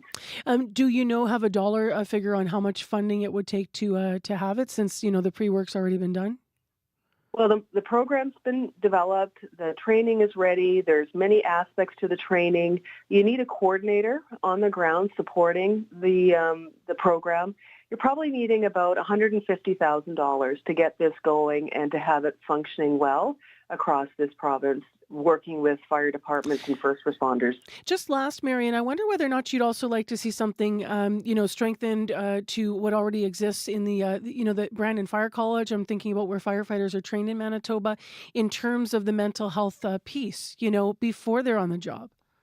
Well, it always makes sense to start in those training days, right? And we had meetings actually with the college a number of years ago when we were wanting to roll this out. And there was definitely an interest in bolstering their curriculum as they were looking at what they do to train firefighters. And I haven't talked to anyone for a while, so we need to revisit that as well. Well, and unfortunately, the reason for us revisiting this is not a good one. But as his friends and colleagues said about Preston yesterday, if this starts us moving in that direction, they were happy to be here honoring his life and his work. Thank you so much for being with us. Thank you. That's Marion Cooper, CEO of the Canadian Mental Health Association in Winnipeg. We're still going to talk to the mayor a bit about this story. But I want to mention, as I said, and as Marion alluded to, there has been some discussion here, a lot of discussion about this program that awaits funding. The topic of mental health programs for firefighters was most recently raised by Brandon West PC MLA Wayne Balkin in the legislature on Tuesday, actually. So Justice Minister Matt Wiebe said he's interested in working with Balkin to look into these kinds of programs. So we'll follow up and see what happens next. And in the meantime, I apologize for not putting a warning on our conversation, but if someone you know is struggling with suicide or with thoughts of suicide, remember at any point, if you're struggling with your mental health overall in any way, you can dial 988 now from any phone in Canada for the crisis helpline, or you can also go online to 988.ca.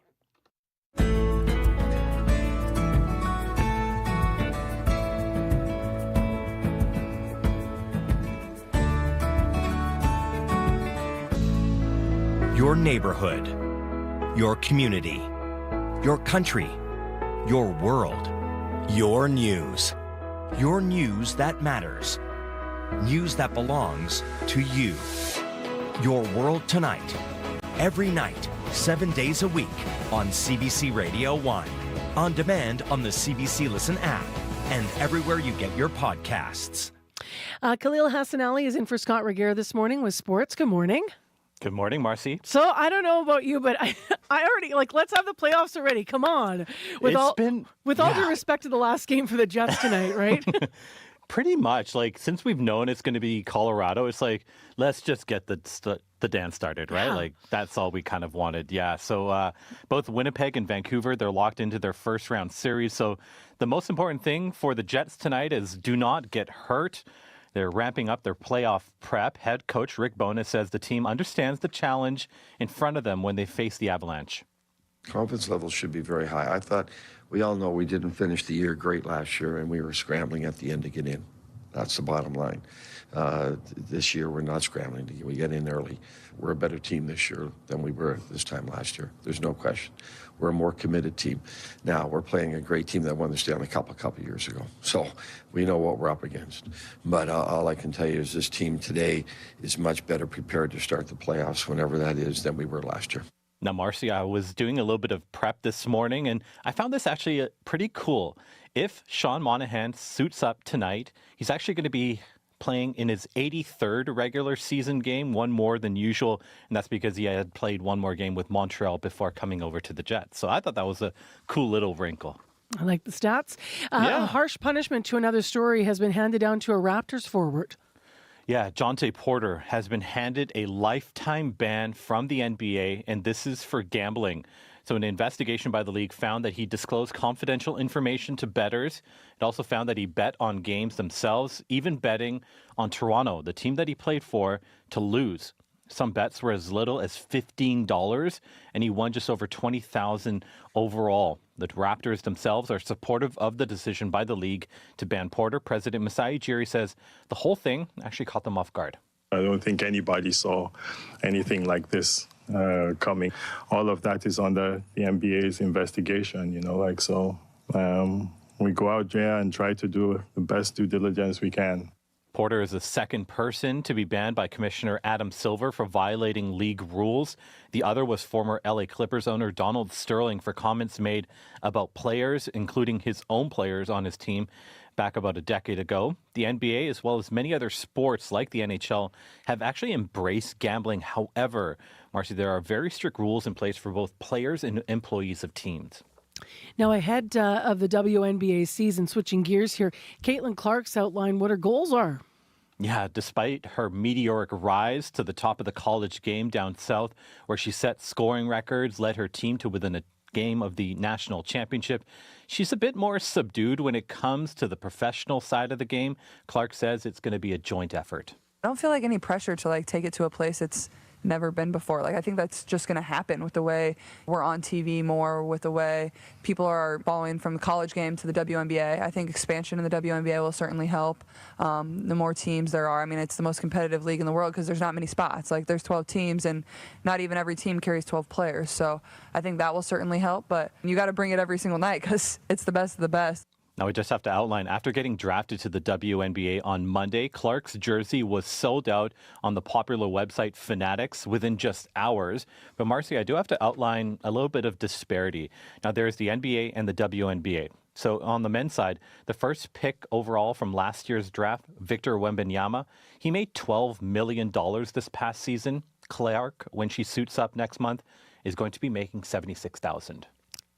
Say those numbers again. $12 million for Victor Wembanyama for the San Antonio Spurs. Indiana fever, Caitlin Clark, 76,000. 12 million to 76,000. 12 million to 76,000. Point made. Okay. Support women's sports. Khalil, Definitely. thank you very much. Appreciate you. Thank you. Bye. Khalil Hassanelli and for Scott Reguer this morning with CBC Sports. Quick reminder that Selkirk and Mackenzie is closed just in traffic here. And also some of the highways up around Riding Mountain are having a challenge this morning. Just mentioning that there's snow cover. That's what we're seeing online. But give us a call if you need any help out on your commute. 788-3093 is where you can reach us. So 788-3093. That's the traffic line. We'll get into the regional forecast. On a day where our temperature is going to fall. That's after your news. And then also after the news, we're going to have our regular monthly conversation with Mayor Scott Gillingham, who will be in studio with us this morning. Lots to talk about what was in the federal budget for the city. And we'll also ask him about the story that we've been covering about the firefighters asking for one of their colleagues and friends' deaths to be declared in the line of duty. Right now, though, your CBC Winnipeg News. This is CBC News. Good morning. I'm Heather Wells in Winnipeg. At 7:30, it is just starting to spit a bit out there in downtown Winnipeg, according to Good Authority. And we are going to see snow today as well. Light snow beginning this morning. Wind is going to pick up, and our temperature is going to slide down to 0 this afternoon. Winnipeg police are on the scene of a serious assault overnight. They were called to the area of Selkirk and Mackenzie just after 3 this morning. Now, police aren't releasing any other details, but they do say the entire intersection of Selkirk and Mackenzie has been shut down, and they're asking drivers, cyclists, pedestrians, all to avoid the area. They expect to be on that scene for most of this morning. So if anyone is in that area, expect delays. But once again, police have closed the intersection of Selkirk and Mackenzie. CBC News has learned Winnipeg police executed search warrants at foster homes that house children in care of Child and Family Services. CBC I-Team's Caroline Bargut reports. The Winnipeg Police Child Abuse Unit has been investigating allegations workers were instructed to give cannabis to underage kids in the care of Child and Family Services that were living at Spirit Rising House homes. Workers tell CBC News that last Friday, officers walked into a number of their foster homes and group homes with search warrants in hand and walked out with computers and other items. Police wouldn't comment on the search warrants because the investigation is still ongoing. Spirit Rising House is a Winnipeg-based for-profit company that ran 9 foster homes and 2 specialized group homes for 34 high-risk youth in care before the government cut ties with it in February. A provincial spokesperson says Families Minister Nahanni Fontaine is aware of the ongoing investigation and that any questions about it should go to police. The province says its number one priority is ensuring the safety of children as they transition out of Spirit Rising House into appropriate placements. The company said it had no comment. Caroline Bargut, CBC News, Winnipeg. Unfilled spots for Red River College's Medical Laboratory Sciences program are causing concern. Adam Trobach is Registrar and CEO at the College of Medical Lab Technologists of Manitoba. He says Red River College only received 28 applications for 40 available spots in that program.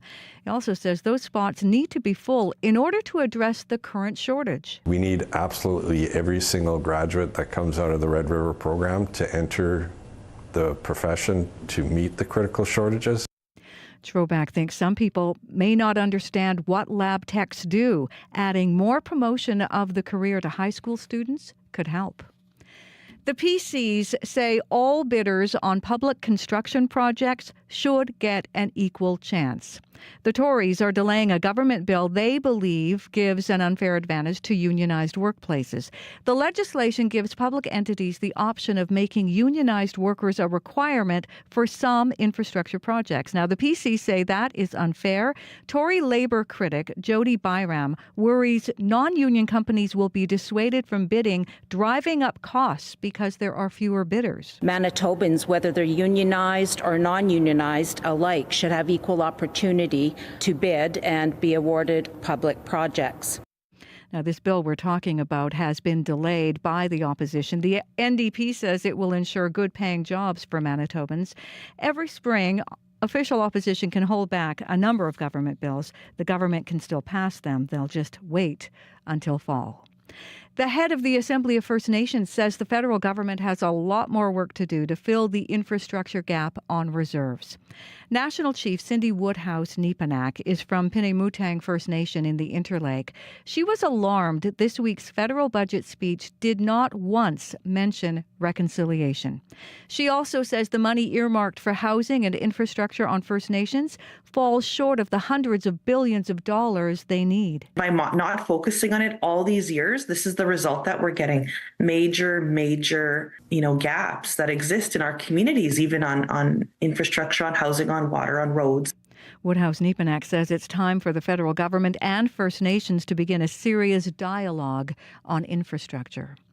Well, hockey fans in the Phoenix area now know what people in Winnipeg were feeling 28 years ago. The Arizona Coyotes last night played what's widely expected to have been their final game in the desert. The NHL team that relocated from Winnipeg in 1996 is on its way to Salt Lake City, Utah.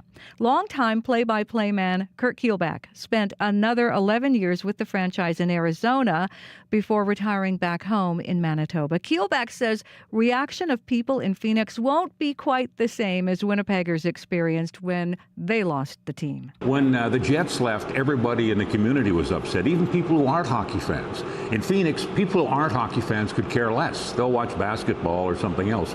Keelback says the Coyotes had a core group of passionate, dedicated fans. There just weren't enough of them.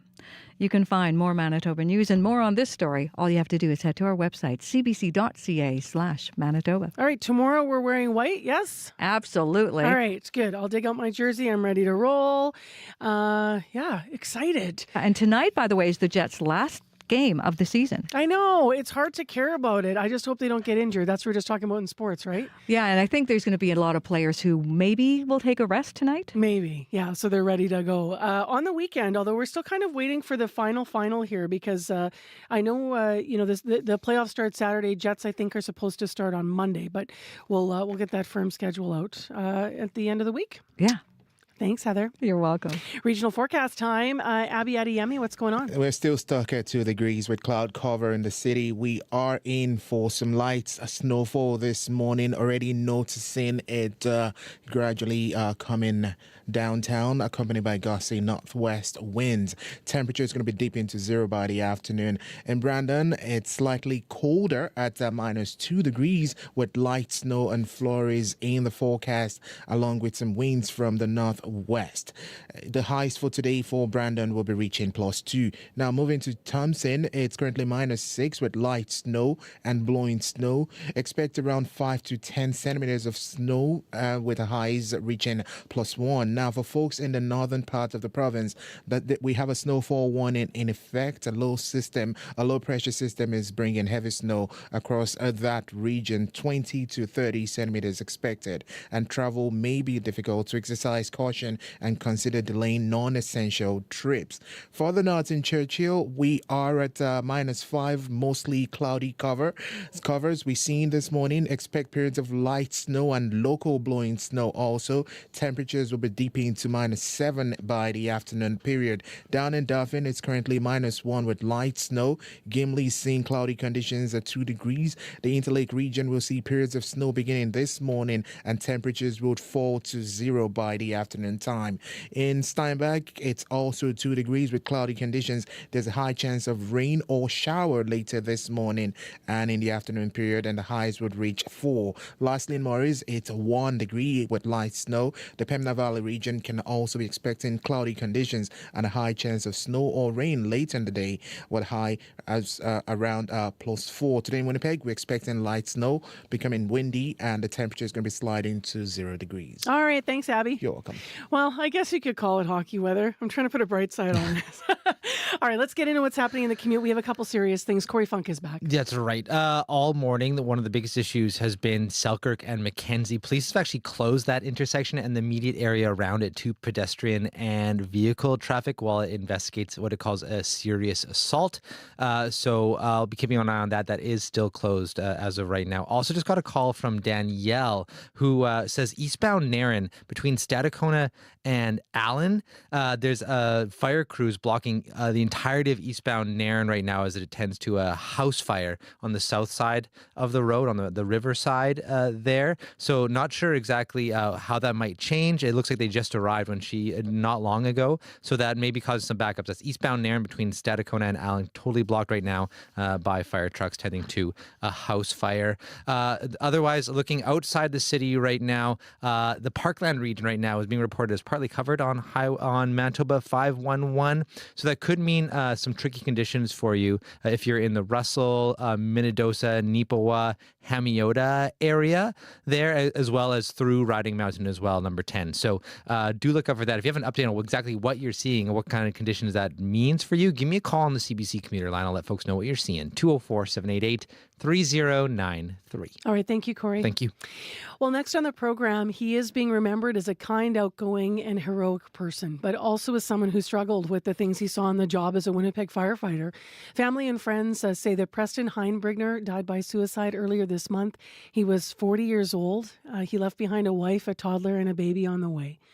His passing has sent shockwaves across the firefighting community, and it has prompted calls for more mental health supports for first responders. We've been talking about that since yesterday when two of Preston's friends, former co-workers, and their union were speaking to CBC. They want the city to recognize that he died in the line of duty. Here's just a brief part of a conversation. This is Dale Gagne speaking to us yesterday about why they're fighting for this. The line of duty death is used for firefighters that have given their life the ultimate sacrifice, usually in a fire or serving their community. But there's no doubt that Preston's death was attributed to what he saw on this job. This job is not easy. This job takes a lot out of us. So the line of duty death will assist Preston's family in getting some benefits that they require and honoring Preston's memory and his legacy. Today just happened to be our monthly check-in with Mayor Scott Gillingham. So the mayor is in studio with us, and this is where we'll begin our conversation. Good morning. Good morning. I suspect you'd like to react to what you've been hearing from these firefighters and from the community over the last few days. Well, first, Marcy, I want to express my sincere condolences and deepest condolences to Preston's wife and children, family members, and all of his colleagues. And certainly as a firefighter, Preston, our emergency services men and women, they work with one another. So no doubt police officers knew him as well, paramedics. And so it's a huge and tragic loss. Mental health supports are required for our emergency services personnel. And I know at the City of Winnipeg, that's been a topic of conversation. And in fact, through the current UFFW contract that expired just at the end of this 2023, Marcy, in this current contract, there was actually an increase of over $100,000, $104,000 annually for mental health supports. Could more be done? I think, obviously, with this absolute tragic death, we should always be looking at what more we can do. The Workers' Compensation Board spoke to us at CBC. They said, quote, workers who sustain work-related psychological injuries, including acute reactions to traumatic events and post-traumatic stress disorder, may be entitled to compensation. Eligibility for compensation requires for that an injury, illness, or death caused by work. So that's determined by the WCB on a case-by-case basis, end quote. That's also for the listeners to understand. What is your thought on the push to have this death be declared as a line of duty death? Well, I'm certainly open, not just open to those conversations. I'd like to understand more, with Workers' Compensation Board, our firefighter, paramedics, and police officers. And I'll include certainly within there, Marcy, our 911 operators. In fact, this week is Public Service Telecommunicators Week. That means 911 operators, the people that we don't see behind the scenes who are on the calls with some of these very, very tragic calls. And so I'm certainly open to the conversations of what more could be done and understanding the true depth of impact of the work that emergency services workers do. Does the city have any recourse if the WCB rules Preston's death was not caused by a work-related psychological injury, and you feel like you want as mayor to fight for that? I don't know the answer to that. I think at this point I don't know that answer, Marcy. But certainly we'll be glad to look into this and have conversations with everybody around this. I think what's important as well, and I commend all of our emergency services personnel, including our firefighters and paramedics. There's more peer-to-peer supports. This week I did have a tour of our 911 operations in both fire and paramedic, and they talked about how they work with one another. And there's a system set up where if they're on a really, really difficult call, they'll debrief after. They've established even quiet rooms and kind of, I'll say my words, recovery rooms. But I believe they're doing a better job of checking in on one another. And yet here we have the most profoundly tragic death. And so obviously more needs to be done. The firefighters yesterday talked about the number of calls that they're responding to exploding. They described Winnipeg at times as a war zone. And they didn't want to describe it like that because they want to be out there helping people. They don't want to stigmatize the people that need help.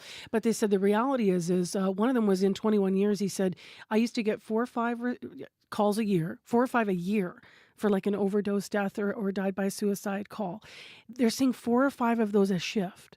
Those are real numbers from people. What can the city do to try and reduce the load being carried by individual first responders and firefighters right now? Well, and I've done some ride-alongs, one with transit, and talked to, at that point, a couple of years ago, talked to one of the firefighters, platoon chief, who said that very thing, and this is 2 years ago. So one of the things I'm pleased about, we're working, myself and our council is working very closely with Premier Canoe and Minister Smith and the provincial government to try to improve, try to reduce the number of people who are struggling on the street. So, we need more detox beds. We need more mental health supports, more addiction supports, because what we have right now is we have firefighters and other emergency services personnel responding to the same individuals over and over and over again. And it's, they'll save someone, give them naloxone and take them to emergency. But unless that individual gets into detox, into long-term treatment, that individual ends up back on the street in their struggle and does the whole call all over again within 24 hours. And so we collectively, the collective, we have got to work together to interrupt those cycles, get people the help that they need, so firefighters and paramedics and police are not seeing those calls as frequently. 7:46 a.m. Mayor Scott Gillingham in studio with us for our monthly interview. Let's talk about the federal budget. The thing that I saw in it, you responded briefly about this, but I want you to explain it to us better, is that there could be money in the budget that would help pay for the North End sewage treatment plant. You've been looking for that for a long time. It's complicated though, right? This isn't straight funding for that? No, it is. It is complicated. What I was pleased to see in the budget was a focus on housing. We need housing across Winnipeg. We certainly need housing at all levels. So that's good news. There's a focus on housing, but every house, every home, whether it's an apartment or standalone home, needs water pipes, sewer pipes, sidewalks. That infrastructure that enables the housing. One of the things that is in this budget that the federal government just announced is $6 billion for infrastructure that supports housing. $5 billion of that will go through provinces and get to municipalities, but there's some strings attached that provinces have to comply with. But the $1 billion out of the $1 billion will go directly to municipalities for infrastructure. What I've asked our staff to do is to take a look at the details of that announcement and that funding, that $1 billion, to see how much the city of Winnipeg could access and really take a look at what percentage of anything we can get could go to the North End water treatment plant. That North End project is critical. The North End sewage treatment plant project is vital to enable the city of Winnipeg to continue to grow and add housing, but also to make sure that we are protecting Lake Winnipeg and the rivers. But the costs of that project, I was just going to ask you, have the second phase alone have doubled from $500 million to $1 billion. And it's not because the city has mismanaged the project. It's just simply the cost of inflationary pressures that we have seen material costs, labor costs that have grown over the last several years. So you're going to see if you can access that money, and that's your top priority with it if you can. That's my top priority. Of course, that would have to be a council decision, but that's certainly what I'll be advocating for. I want to ask you a couple of quick questions here. So one of them is very brief. At Portage and Main, we've been talking about it. You want to reopen it. You're going to reopen it above ground to pedestrians. We still are having people call, including business owners, that are saying, is there any way to keep the circus underneath the circular area there open when those barriers come down? What's the answer to that? I'm having conversations with, and have had some already, with some of the property owners on the Four Corners. I will continue to have conversations. And our city staff, one of the things that we as a council have asked them to do is we've asked them to go and be in dialogue with the property owners and the business owners that are affected. And the bigger thing that we've asked our staff to do is to make sure that they provide our council with an accurate number of the costs and the steps in decommissioning the concourse. And so we have to get those numbers back. Look, I made the decision, and many councillors did as well, to close the underground concourse and to open the intersection at grade to try to avoid $73 million of cost in repairing the concourse and up to 5 years of traffic interruption at the intersection. And so that's still what we're proceeding on, but we do want to hear from the property owners. So there's a crack. There's an opening there. You're still having conversation? No, we're for sure still having conversation. We need to, we want to know further the impact. We don't want businesses to suffer, so we want to assist. What about the art down there? There's the big artwork that goes around. When we walk around, we see it sort of carved in. I know there's a fight to figure out should the concourse close or the circus close or something. Is there any way to preserve that in any way or move that in any way? Or those conversations have started to happen. One of the things that we as the council asked our staff to do is also to talk to the Winnipeg Arts Council, work with them. I know that I spoke to Stephen Boris from the Winnipeg Art Gallery about something that he has seen as maybe a way to in some way preserve or perhaps even replicate. Those are my words, not his. The art. So somehow to address the concerns related to the artwork there. So we're actively working on that as well. 9 minutes to 8 o'clock with Mayor Scott Gillingham for our monthly interview. Now, I will ask you about hockey. Everyone's talking about hockey. But I actually want to ask you why you were in Ottawa, because you've fallen in love a little bit with the ballet, I heard. Yeah, so my wife and I we went to Ottawa last week. The Royal Winnipeg Ballet actually had invited us just in this casual conversation this last fall, after we had seen Snow White here in Winnipeg, which was just an outstanding performance. And so RWB said they were going to Ottawa. We should come, and so my wife Marla and I did go to Ottawa this last weekend and enjoyed the opening night performance in Ottawa of our Royal Winnipeg Ballet, and they sold out 3 nights. The performance was once again just outstanding. How proud did you feel as a mayor? Oh, very, very proud, very, very proud. And I think that we have world-class arts in this city tonight. The Manitoba Opera is performing Carmen again to a sold-out show. So we should be very proud of, and we are very proud of our arts community, and our performing arts are really second to none. And so for me as a mayor to be able to go and promote it, and I had a few other meetings that were city-related, and I promoted our arts in our community. And so I'm proud of the Royal Winnipeg Ballet and all our performing arts. How much better could we do as a city to, we know we're a sports town, we get that, and we're going to talk about whiteout parties in a moment, bringing people together, all of that. And I know whether you love them or loathe them from the taxpayer point of view, I get all that conversation. But the reality is a lot of people love it. It brings us together. So I'm wondering whether or not we could do something, or you're thinking about something for the arts. Like, is there a whiteout party version of the, celebrating our arts? Well, I never really thought of that, but I do know that this, of course, is our Winnipeg 150. It's our 150th anniversary. There will be a mayor's ball, or there'll be a ball to celebrate our community and our anniversary in the fall. And I'll be honest, I want to see us kind of promote and highlight our arts at that ball. So that's a little bit of a heads up. We do want to celebrate our arts community, who are, as I said, they're world class. It's one of the great features of our city. We punch above our weight class. You've heard that saying before. We have pro sports, if you like pro sports. We have amazing universities. You're an hour to the cottage or the beach from Winnipeg. We have affordable housing, and we have world-class arts, among other things, and great diversity and a super food scene. The Jets, do you have a prediction for how they're going to do in the first round? Are they going to get out of the first round? It's kind of almost 50-50 when you look at, where the bets are being placed, at least, and where the odds are in our favor in this round against Colorado.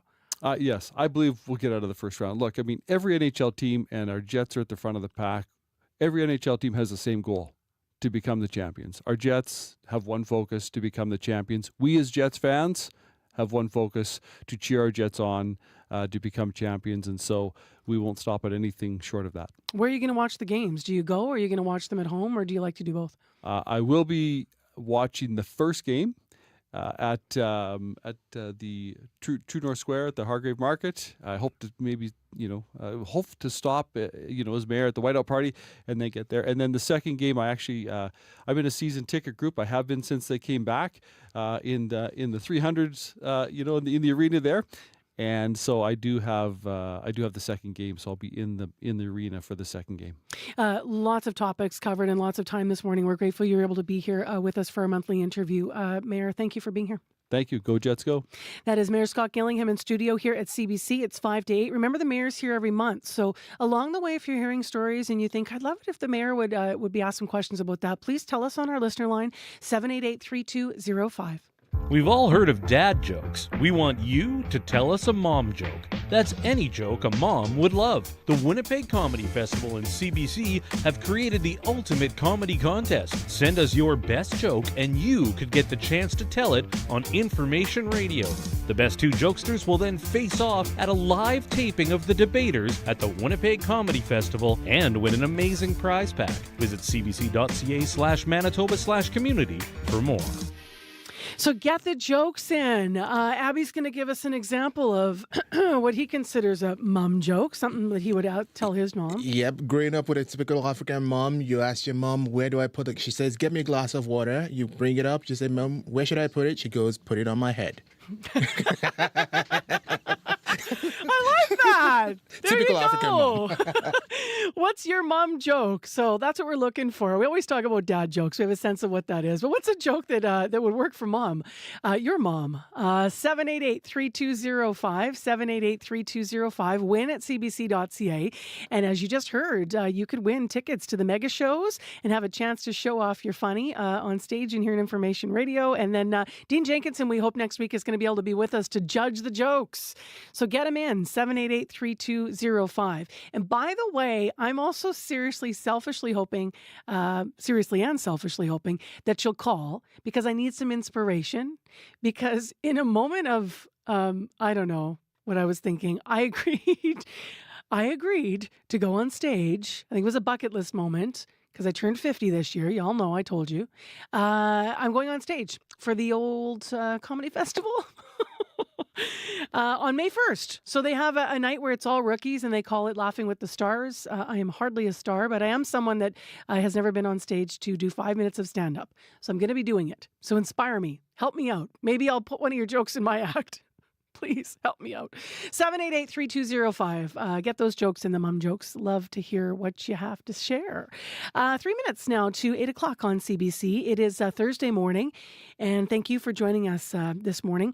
Right now, let's go to Heather Wells, who's in our CBC Manitoba News Center, and she's here with the day's headlines. Good morning. Well, Manitoba's PCs have thrown a wrench into some of the NDP government's plans. Every spring, the opposition can prevent up to 5 bills from passing until fall, and that's what they did yesterday. One of the bills being delayed would allow public entities to require unionized workers on some infrastructure projects, so we'll hear more about that. And the province says it is working to improve access to seats in the Medical Laboratory Sciences program. This after receiving only 28 applications for the 40-spot program. The health minister says the government wants to make sure people even know about the Lab Tech program. We'll hear more in our next local news at 8:30. Thank you, Heather. You're welcome. Cloudy and 2 degrees will fall to 0 today. Periods of light snow could begin for us this morning. And it's going to be windy, winds northwest 40 to 60. In the traffic situation, the Winnipeg police continue to be on the scene of a serious assault. Closed is Selkirk and Mackenzie. So Selkirk and Mackenzie closed to this hour. So give us a call if you spot anything else. I know Corey had quite a list of some things that were going on around town. And we can tell you that around Riding Mountain National Park, there's just some snowy conditions. 788-3093. That is the traffic line. Coming up on the program after 8, a new CAA Manitoba survey suggests an alarming number of Manitobans are driving while high.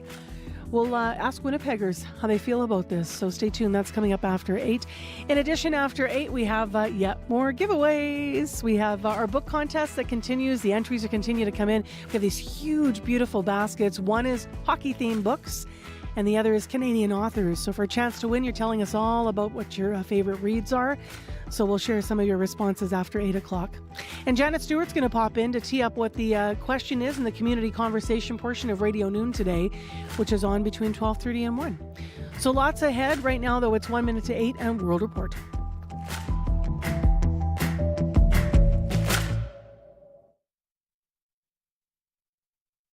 On Cue with Tom Power. They wondered if I also had a medical practice. So how about this? When you play a doctor on TV, people will come up to you at the grocery store and tell you about their real-life medical problems. That's just one of the things you learn from the Canadian actor Tanya Williams, who starred in The Young and the Restless. She'll be here to talk about her incredible career. That's coming up on Cue, followed by Commotion with Elamine Abdel Mahmoud on CBC Radio 1, the CBC Listen app, and everywhere you get your podcasts. The CBC News is next. Coming up in half an hour, it's The Current with Matt Galloway. 60 hours, wild terrain, and elevation equal to climbing Mount Everest. The Barkley Marathons is one of the world's toughest races. Only 20 people have ever crossed the finish line. What it takes from the only woman to do that is coming up on The Current. This is World Report. Good morning. I'm Marcia Young. The G7 foreign ministers have a difficult task before them. They're meeting today in Italy, and they have to decide how to respond to Iran's direct attack on Israel over the weekend. Their response has to be strong enough to dissuade Israel from taking matters into its own hands, but it also has to be enforceable. Dominic Velitis has more from London. All right, Buonasera. Sí, I'm very happy. Happy to represent Canada. As Foreign Affairs Minister, Melanie Joly meets with her G7 counterparts on the idyllic Italian island of Capri, the situation in the Middle East is topping the agenda. The G7 is considering imposing sanctions against Iran following its attack on Israel last weekend. It has Tehran's oil exports and the producers of its drones and missiles in its sights. But analysts say such a move could put the world's richest economies on a collision course with third countries, including China, which is Iran's biggest customer of its oil and involved in the supply chains which produce military technology. Hassan al-Hassan is a senior fellow for Middle East policy at the International Institute for Strategic Studies. He told the BBC any sanctions the G7 do pass in Capri could be ignored. The G7 has already had issues with getting countries in the global south to abide by and enforce sanctions on Russia, partly because of the perceived lack of legitimacy that these sanctions have in the global south. So I think we might be seeing, again, enforcement issues. The European Union has already agreed to expand its sanctions on Iranian drone and missile producers. Western allies are hoping the new penalties will help limit any Israeli retaliation against Tehran for its unprecedented attack. Dominic Velitis, CBC News, London. There was a big jump in gas prices overnight in Ontario and Quebec. This is something we expect. What we didn't expect is something as high as what we're seeing today. That is Dan McTague, the president of Canadians for Affordable Energy. In Ontario, prices are up this morning by at least 14 cents. That means in some cities, drivers are paying as much as $1.80 a litre. In some areas of Quebec, it's up to $1.90. McTague says 3 factors are at play: tensions in the Middle East, the carbon tax increase, and the switchover from winter to summer gasoline. That switchover is more gradual in the western provinces. That is part of the reason why they're not seeing this price jump. Analysts say that among other concerns, the rise in gas prices could drive up inflation, just as the Bank of Canada is considering interest rate cuts. The federal government says it will sell the Trans Mountain Expansion Pipeline once construction is complete. And that day is almost here. The project will begin moving oil in a few weeks. But as business reporter Kyle Bax tells us, the sale could be nearly as contentious as the pipeline itself. There's no way anyone would pay the full cost of the pipeline. Energy analyst Rory Johnson expects the federal government will have to take a financial hit. Ottawa bought the Trans Mountain project 6 years ago. The initial cost to expand the pipeline from Edmonton to the West Coast was $7.5 billion. It's since jumped to $34 billion. With construction complete, the federal government faces a decision of when to sell it, who gets to buy it, and for how much. You're going to need to take a haircut of at least 50% of this pipeline. The government could choose to delay until after the next election.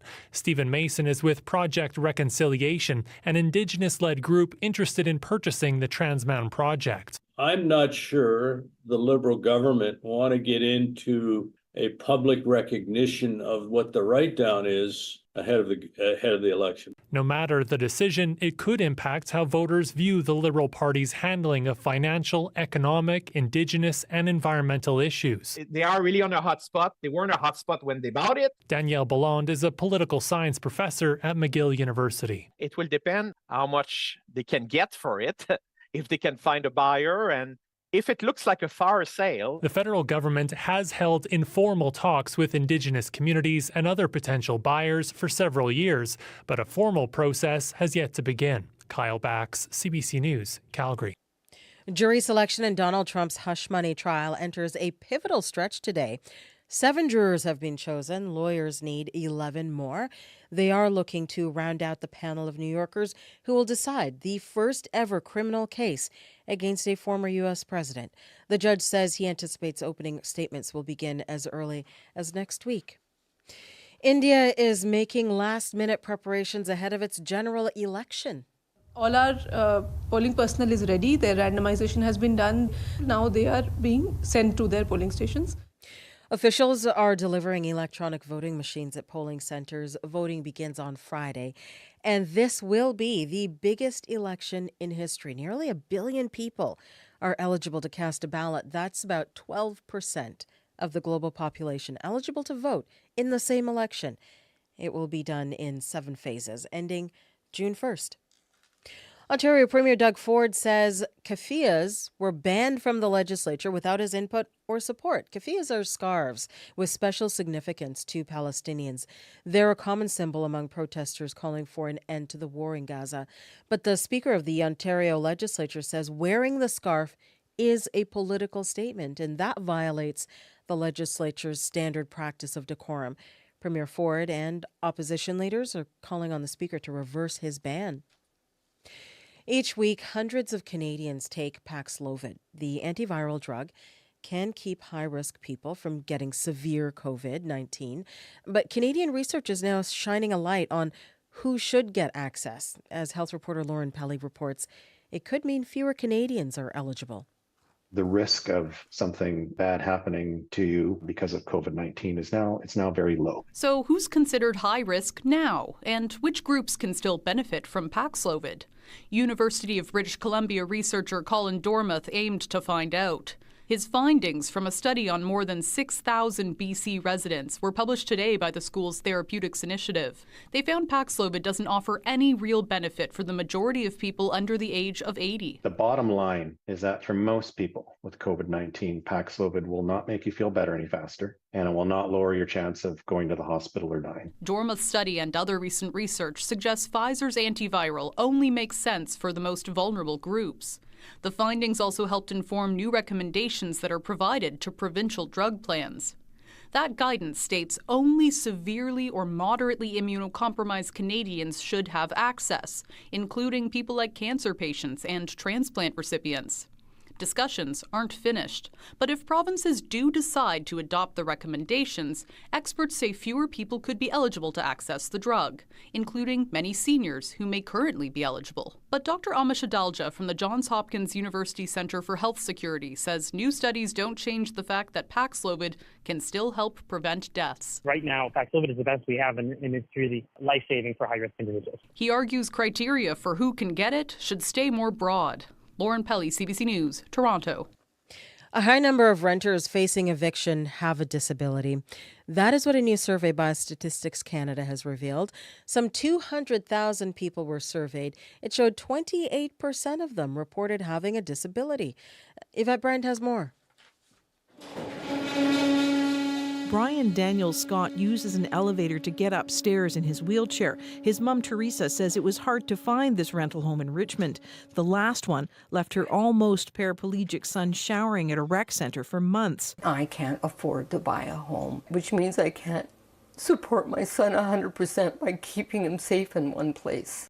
A recent study by Statistics Canada of evicted renters found that more than a quarter of them also reported having a disability. Ravia Klitter, National Director of Disability Without Poverty, says disabled renters often face discrimination. We know the biggest barrier to people with disabilities fully participating in our society in any way when it comes to services, jobs, and housing is, in fact, the stigma around disability. Damien Collins, a human geographer with the University of Alberta, says evictions often end for renters in higher housing costs. We definitely see that those folks who experience an eviction end up being worse off because they almost invariably pay more when they secure a new place to live. Maybe I should hang on to that trailer. I might have to live in it someday with my son and my partner and our dogs. That's terrifying. That leaves this mom and others with disabilities with uncertain futures. Yvette Bren, CBC News, Vancouver. And that is the latest national and international news from World Report. News anytime at cbcnews.ca. I'm Marcia Young.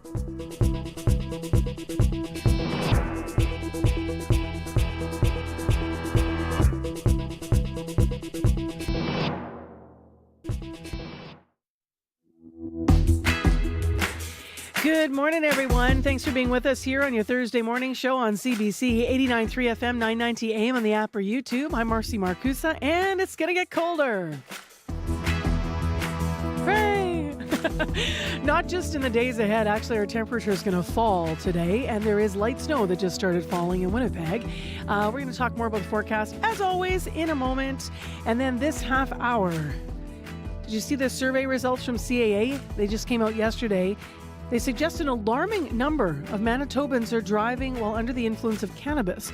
We're going to hear from Winnipeggers about how they feel about the latest results, and we'll walk you through what those numbers said. Also this half hour on the program, we have an entry into our book contest. We've got these beautiful packages of books to give away leading up to World Book Day, which is next week. And we're going to hear about an epic run, not just for our friend Corey Funk, but for other Manitobans, that happened last week. 100 kilometers. Imagine that. If you're driving 100K this morning, imagine running that distance. So we'll get a bit of an update on how the Manitobans did in the race, including our very own Corey Funk, who is back. We'll talk to him in a moment about traffic, but first let's get Abby on the line here and find out what's happening. Oh, Abby's actually busy with something when it comes to weather. Oh, you know who I'm missing? You're pointing at Heather. Heather Wells, hi. Hello there. Sorry.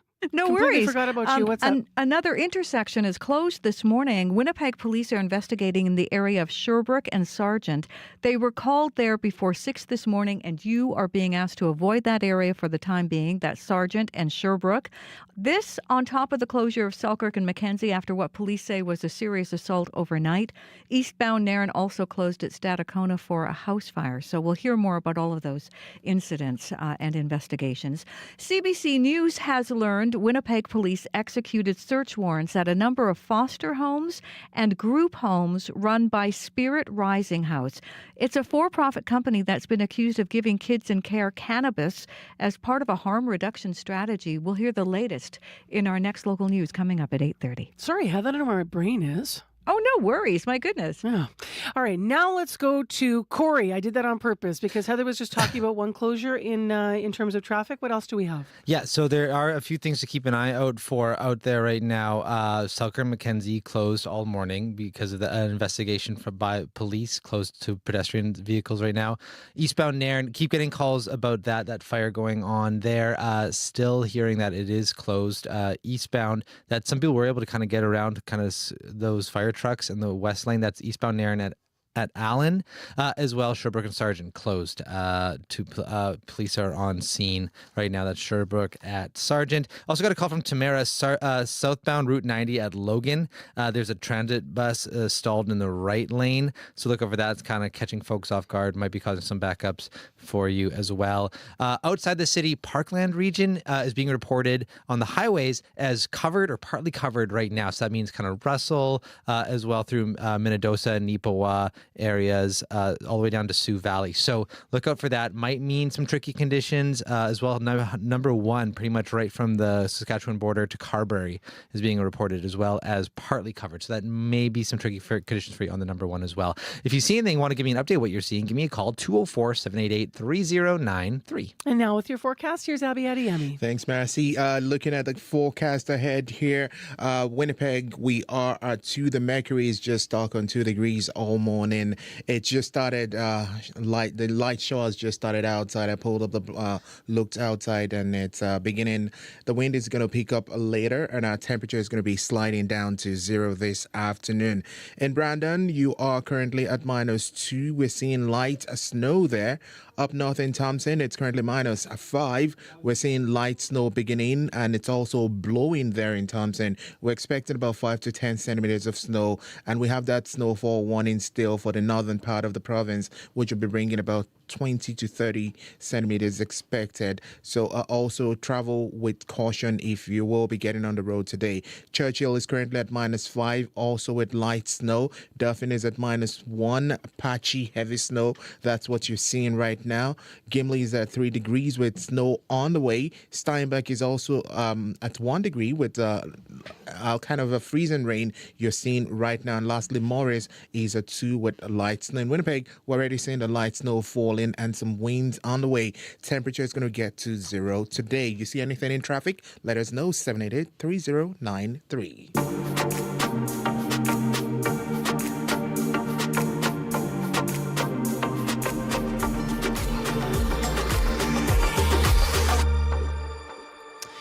Well, there have been many concerns raised about drinking and driving, but what about cannabis-impaired driving? A new telephone survey by CAA Manitoba suggests a significant number of drivers are stoned behind the wheel. Dig Insights conducted the online survey between June 2022 and July 2023. The survey included 500 Manitoba drivers between the ages of 19 and 75. Now, 27% of those surveyed said they'd consumed edibles before driving. And 2/3 of those people said that they still felt confident in their ability to drive after consuming cannabis. The report also found that 61% of respondents said that they waited less than 3 hours before getting behind the wheel. So, is that a safety concern to you? CBC's Jim Agapito spoke with Winnipeggers like Rachel Lids to find out. Don't feel good. I think it's definitely concerning to hear that people are being unsafe and driving under the influence. I think that there's probably people that aren't really aware of their limits and also maybe aren't aware of how long it takes to clear, so they might not, because I think I even read somewhere that it's like 12 hours is like the window that you need to work with, and I don't feel like that's been necessarily very well communicated. And a lot of people are consuming edibles and drive behind the wheel. Like when you're considering the route that you're taking it, I think that there could definitely be better education kind of surrounding that. Like, I don't know when you're taking an edible if it says, like, I think it would be helpful if even on the packaging it said, like, FYI, takes X amount of hours to clear, just be aware. I think there's like a lot of information regarding like drinking and driving, and I feel like weed was legalized, but I don't feel like there was necessarily the right amount of education or awareness for like some of the ways that it can impact you in driving or other day-to-day activities. Some people feel that way about alcohol being more dangerous than, say, marijuana. How do you feel about that? I feel like it's not necessarily unsafe, but I feel like you do really need to be aware of like your actions, and it will delay your reaction time, and it will like have implications for your ability to be safe behind the wheel. People are like, oh no, I would never drink and drive, but I've seen people take an edible or smoke a joint, and an hour later they're getting, and you're kind of like, what are you doing? And I just don't feel like it's well understood, and I do feel like there is a misconception that it's a different consequence than drinking and driving, when I don't believe that's the case. Andrew Folks. That's terrifying. To me, personally, that's scary. Being behind a machine like that can kill someone so quickly while intoxicated is scary. I don't know the numbers on how long it takes to get super high or sober, so the numbers don't mean a whole lot to me. But it's terrifying thinking that someone can get high and be high often enough where they feel like it's okay to go on the road, and then they're just so close to messing up their life when they accidentally hit someone. Someone takes an edible and it normally takes an hour before they feel it, and it's a 10-minute drive home. You know, I'm not going to condone, I'm not going to go against it. I don't know. But if it takes an hour to hit and you wait 2 hours and then go, that just doesn't seem very smart to me. I don't know how much education you need, because people that are probably doing this, I assume, aren't getting high for the first time and getting behind the wheel. I think these people are probably people that use pretty often. The more often you use, the better you feel when you're high. So I don't know how much education they need. I don't know if looking at stats is going to change someone driving high, but I don't know. I couldn't do it. I couldn't do it in good conscience. I'd be way too frightened to ruin someone's day or life. So it's just me. Hi, I'm Leah. Roads, I'm not really surprised. Probably because there's not really a present way to be able to detect at the side of the road, and you don't smell it sometimes. I'm not sure. Well, impaired is impaired. I don't know, and it depends on how much you've eaten and everything, like how long it would clear. So it's a bit concerning. Now, that survey also shows that a lot of Manitobans think that it's less dangerous than being, say, on alcohol or an opioid. How do you feel about that? I would probably agree, but I know that I don't think that's quite accurate. I think it's probably the same. A substance is a substance. People are going to do what they want to do. Maybe some stricter rules, or figure out a way to measure if people are driving like they're impaired. I'm not sure. John Che Balfour. I think we have to just educate the people for them to know the consequences involved when you're high or you're intoxicated driving. Edibles are easy to eat. People might think, it might take 2 hours, 3 hours before to kick in. By the time you realize you are killing somebody, people's lives are in danger. It could be your friend, it could be your family, it could be and somebody's children.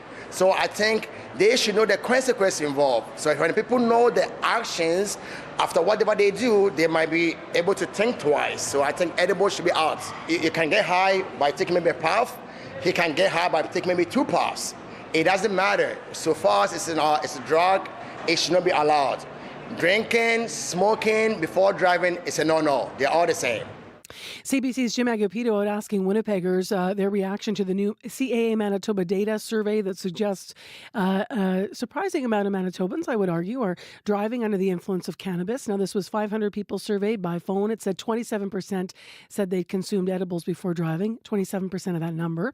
The telephone survey of that many people has a margin of error, by the way, of plus or minus 3 percentage points, 19 times out of 20. 420 is coming up on Saturday. I think there's so many questions still about cannabis. If you have some, call us 788-3205. And if you want to read more about the survey, you can go to caamanitoba.com. We've all heard of dad jokes. We want you to tell us a mom joke. That's any joke a mom would love. The Winnipeg Comedy Festival and CBC have created the ultimate comedy contest. Send us your best joke and you could get the chance to tell it on Information Radio. The best 2 jokesters will then face off at a live taping of the debaters at the Winnipeg Comedy Festival and win an amazing prize pack. Visit cbc.ca/Manitoba/community for more. I'm so happy, jump. I'm so happy, jump, clap. I'm so happy today. Jump, clap, spin, stomp, stomp, hey. I'm so happy. Well, if you're a parent, you might recognize this song. This is, a kid's song. For toddlers, right? It's Miss Rachel. She's so happy. But that was a song that was going through our colleagues Corey Funk's head for whatever reason as he completed something that is really worth celebrating. So we're going to take a moment. And he wasn't the only Manitoban to achieve this either. Corey is back on the program this morning. He's been off because he was down south running in a very special race. He ran 100 kilometers, which is incredible. Corey, what was the name of the race? Gorge Waterfalls, just down in Oregon there. Amazing. Mm-hmm. So how many hours did it take you to do 100K? Just shy of 12 hours. So after many, many months of running up and down Garbage Hill and, and commuting to work, and how did you prepare for that in Manitoba? Yeah, it really just comes down to just putting in time. Like I said, running to work. Every once in a while after work, I would run over to Garbage Hill and just run up and down, and just try to get in as much hill training as you can, because it's as a Manitoban, you just got to take it where you can. It's just about time on your feet, really. What I love is that you were sharing with me off air that even the race organizers sort of, or people on site there were nodding to, why are the Manitobans doing well? Yeah. As we were coming in the finish line, because all of us, there was 4 of us Manitobans that ran, and we all came in the top 60. Of 381 runners, and the race kind of director who was announcing people come in picked up. He's like, "What's the deal with all these Manitobans coming in?" So it's wild, and we were kind of all theorizing into why is this? And I think it is kind of that special grit that you kind of build here in Manitoba. Like you're training in -30, your only hill is a hill made of garbage that you got to dodge all these prairie dog holes and stuff and glass. So when you finally get out to somewhere in like Columbia Gorge full of these big beautiful trees and mountains and waterfalls, it just kind of get these like special superpowers, because in comparison it's just amazing. You can handle it. Yeah, exactly. I can run in this scenery. Yeah, this is easy peasy. Gritty, tough Manitobans. So you mentioned the number of runners. Of how many people started the race, how many finished, and where did you come? So 381 people started the race. 297 people finished, so about over 80 people just dropped out during the race, and came in 41st place overall. Yeah, you ran the back half of the race, about 50K on your own. By the point you got to that race, the front 50K, I understand you ran with a Manitoba. Yes, Zach Peters, and also I started it with Josh Markham as well as Christian Anders as well. Shout out to those folks who are all out there. And you might know Zach trails. Peters from the Forks, right? Yes, exactly. Yeah. So you'll probably hear him maybe on the show sometime down the road. Would you do it again? You know what? I thought that this is a one-off, but by the end, it didn't take long it's it's like a tattoo. You can't, you do it once and you're like, and you think like, okay, I'm good to go, but then it's kind of addicting. It's kind of addicting. No, I don't know. I don't know, because honestly, running to me is just hats off to you. Wow, is it difficult? I can't believe you're going to do it again, aren't you? I am, and it's something. It takes you to beautiful places, and you meet great people. It's the community too that really keeps pulling you back. So we started with that little cute ditty. I love that, because you have a toddler. So yeah, it's funny because when I run, I don't run with any like headphones or anything. I just let whatever song comes into my mind. Often it's Billy Joel for some reason. I don't know. I'm not a Billy Joel fan, but this time it was Miss Rachel that came into my head. And one other tune as well that we actually have queued up for you here as we say congratulations, Corey. Yes, thank you. Proud of you. Thank you. Yes, when you run, it's all about pace, keeping it slow, steady.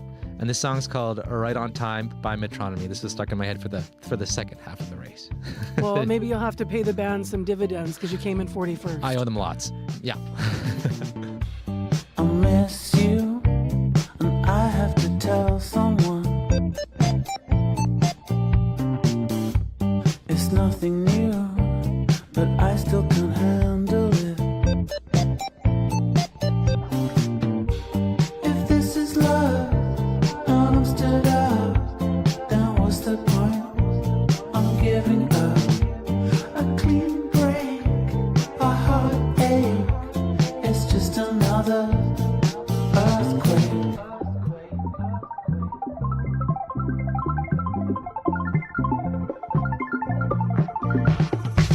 Well, you caught me right on time, so for now, let's enjoy the sunshine. Well, you caught me right on time, so for now, let's enjoy the sunshine. Yeah, let's get it, all right. I see the one, I like, all right. Well, you caught me right on time, so for now, let's enjoy the sunshine. I love this. This is going to be heading onto the playlist for sure. This song in our colleague Corey Funk's head as he was running 100K with a handful of other Manitobans who did really great in a race down south recently. So congrats to Corey. The tune's Metronomy. The tune is called Right on Time. So if you want to check it out and get it on your playlist. It is 8:27 a.m. on 89.3 FM, 990 AM or on the app. And let's turn our attention to more serious matters because Radio Noon, the call-in conversation between 12:30 and 1 o'clock every day, today is going to be focusing on healthcare. You knew it was going to come up at some point. Janet Stewart is in studio. Hi there. Hi, Marcy. So what aspect of healthcare, what are you looking for in the conversation today? Well, we're following what Josh Crabb did, the research and investigation he did, getting all the data from that access to freedom of information. Good morning, mouth. Good morning. Start talking. No worries. That's About fine. how many hours last year rural ERs were closed in Manitoba. 80,000 hours. It's hard to comprehend. It is, yeah. There's a doctor he spoke with, and she's agreed to come in and be someone we can bounce ideas off of. Her name is Dr. Nichelle Désolé. She is an ER doc and a family doctor in Neepawa. She's also a board member of Doctors Manitoba, which is one of the organizations, of course, that is so keenly involved in recruiting and retaining doctors in this province and working with the province to try to fix things and try to tell them what reality is. That's an amazing guess, because a lot of people, including, the average Manitoban, doesn't really fully, how could we, any of us, fully comprehend the details of the healthcare system? What does it really mean to get a doctor into a position? We hear the numbers flying around about, the numbers we need, the 100 that were promised just within the last week here from the NDP government. But what does that really mean to transition them into the system? So you're going to have a live conversation this afternoon. Yes, we are. And we'd like you we want to hear from you. That's sort of the goal of our call-ins, is we want to connect Manitobans and hear the reality of what's going on. So if you'd like to join the conversation, we'll open our phone lines at 12:30 today. But in the meantime, if you want to leave us a message, it's 204-788-3797. We want to know how the shortage of doctors and nurses in Manitoba has impacted your family. We'd love to hear from healthcare workers. We just had a gentleman call, not anonymously. We know who he is, but we're not going to share his name on air. And he gave us some great information, which we'll share today at 12:30. All right. Thanks, Janet. Thank you. Janet Stewart in this morning to tee up what's going to be coming up on Radio Noon's calling conversation between 12:30 and 1. So how is the shortage of doctors and nurses in Manitoba impacting you? Listener lines right now, 788-3797 to leave a message, and you can always get into the conversation live this afternoon. I'm Marcy Marcusa. This is CBC and your CBC Winnipeg News. It's coming up next. This is CBC News. Good morning. I'm Heather Wells in Winnipeg at 8:30. A little bit of light snow reported out at the airport. It is 2 degrees in downtown Winnipeg. That wind is going to pick up from the northwest, gusting to 60 this morning, pushing our temperature down to 0 this afternoon. Winnipeg police investigations and other emergencies have closed a number of intersections this morning. You may be finding it difficult to get around. Sherbrooke and Sargent is closed right now as multiple police units are on the scene there. They were called before 6 this morning about a person who may be armed with a firearm. Investigators remain on the scene there. We are told by police there is no threat to public safety. Officers are also on the scene of a serious assault overnight. They've been at Selkirk and Mackenzie since just after 3 this morning.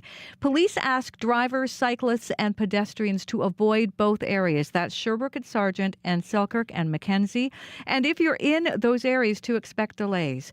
Other intersections impacted. We do have a house fire in Elmwood, and that's affecting traffic on eastbound Nairn at Stadacona near the Louise Bridge. Winnipeg's mayor says there have been improvements in mental health supports for emergency responders in this city, but he admits more needs to be done. This comes after a Winnipeg firefighter died by suicide after witnessing trauma on the job every day. Colleagues say the number of overdoses and suicides they deal with daily have ballooned.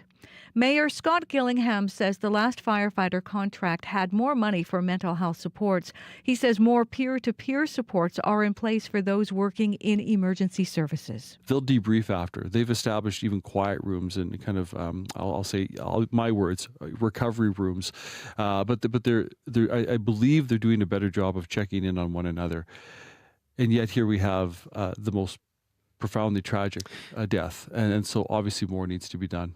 Gillingham says he is also working with the province to find ways to help people in crisis treated daily by emergency responders.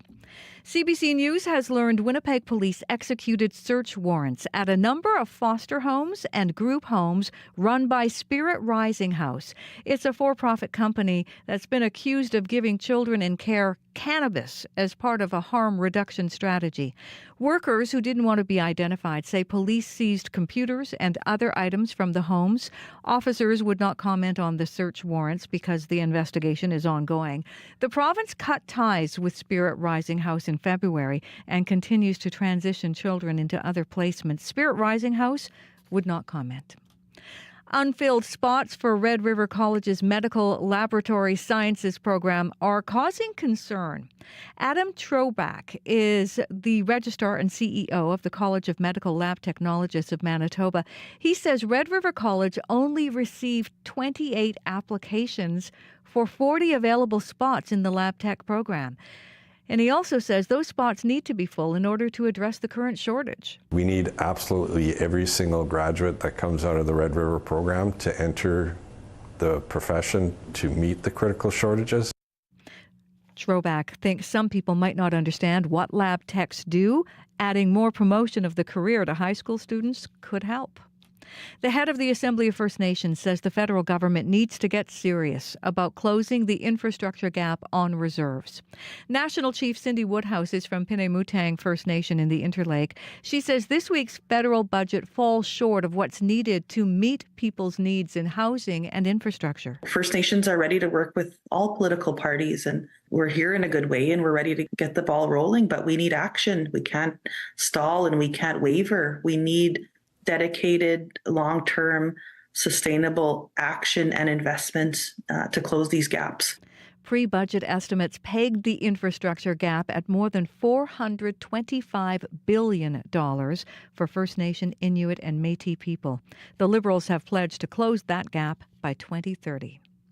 Well, it was the end of an era in Tempe, Arizona last night. The Arizona Coyotes played what is widely expected to have been their final game. After 27 seasons in the desert, they're believed to be on the move to Salt Lake City, Utah next season. Kirk Kilback was the team's play-by-play voice from its days in Winnipeg until more than a decade after the team moved to the Phoenix area. Kilback says the franchise was doomed by poor marketing, multiple ownership changes, and finally a tiny home arena it was forced to share with a college hockey team. When you start to move into a building that only seats 5,000 people, you can't call yourself Major League anymore. So once they moved into that rink, you knew the writing was on the wall, and I think just about everybody was surprised that they lasted a second year in the Mullet Arena, let alone the first. Kilback expects the franchise will flourish in Salt Lake City thanks to more solid ownership and less competition from other pro sports teams. You can read all the Manitoba news as it continues to be updated throughout the day. Just head to cbc.ca/Manitoba. All right, thanks, Heather. You're welcome. Well, let's have a final look at what's going on in our commute just before we get off the air here. Corey? Yeah, Nairn and eastbound Nairn is closed right now due to fires. Look out for that as well. Sherbrooke and Sargent, you just heard from Heather, also closed right now. Police have that closed, as well as Selkirk and Mackenzie, also closed by police because of an investigation ongoing to pedestrians and vehicles. All right, thanks, Corey. Thank you. Abby? Chilly, 2 degrees, light snow. It's going to be coming with winds later throughout the province. Expect varying condition, light snow, light shower, blowing snow, and gust of winds. But snowfall one in effect for the northern part of the province, and Winnipeg is heading to 0. All right, thanks, Abby. You're welcome. Thank you all for joining us this morning in Information Radio. Our live team, Brad Lillies, Abby Adiyemi, Corey Funk, as well in our news department, Megan Ketcherson and Aaron Broman and Heather Walls. And big thanks to our team that puts the show together overall in our CA unit, all of our hardworking associate producers that every Friday I get a chance to mention everybody by name, the people that work on all of our programs here. And also our leaders in units. So Nellie Gonzalez and Leif Larson, thank you guys. Take care, be well. Thank you for listening. And we'll talk to you again tomorrow right here on Information Radio. By the way, we ran out of time to mention our book contest. Keep those entries coming. 2 big baskets of books ahead of World Book Day, which is next week. So what's a book that means a great deal to you? Win at cbc.ca.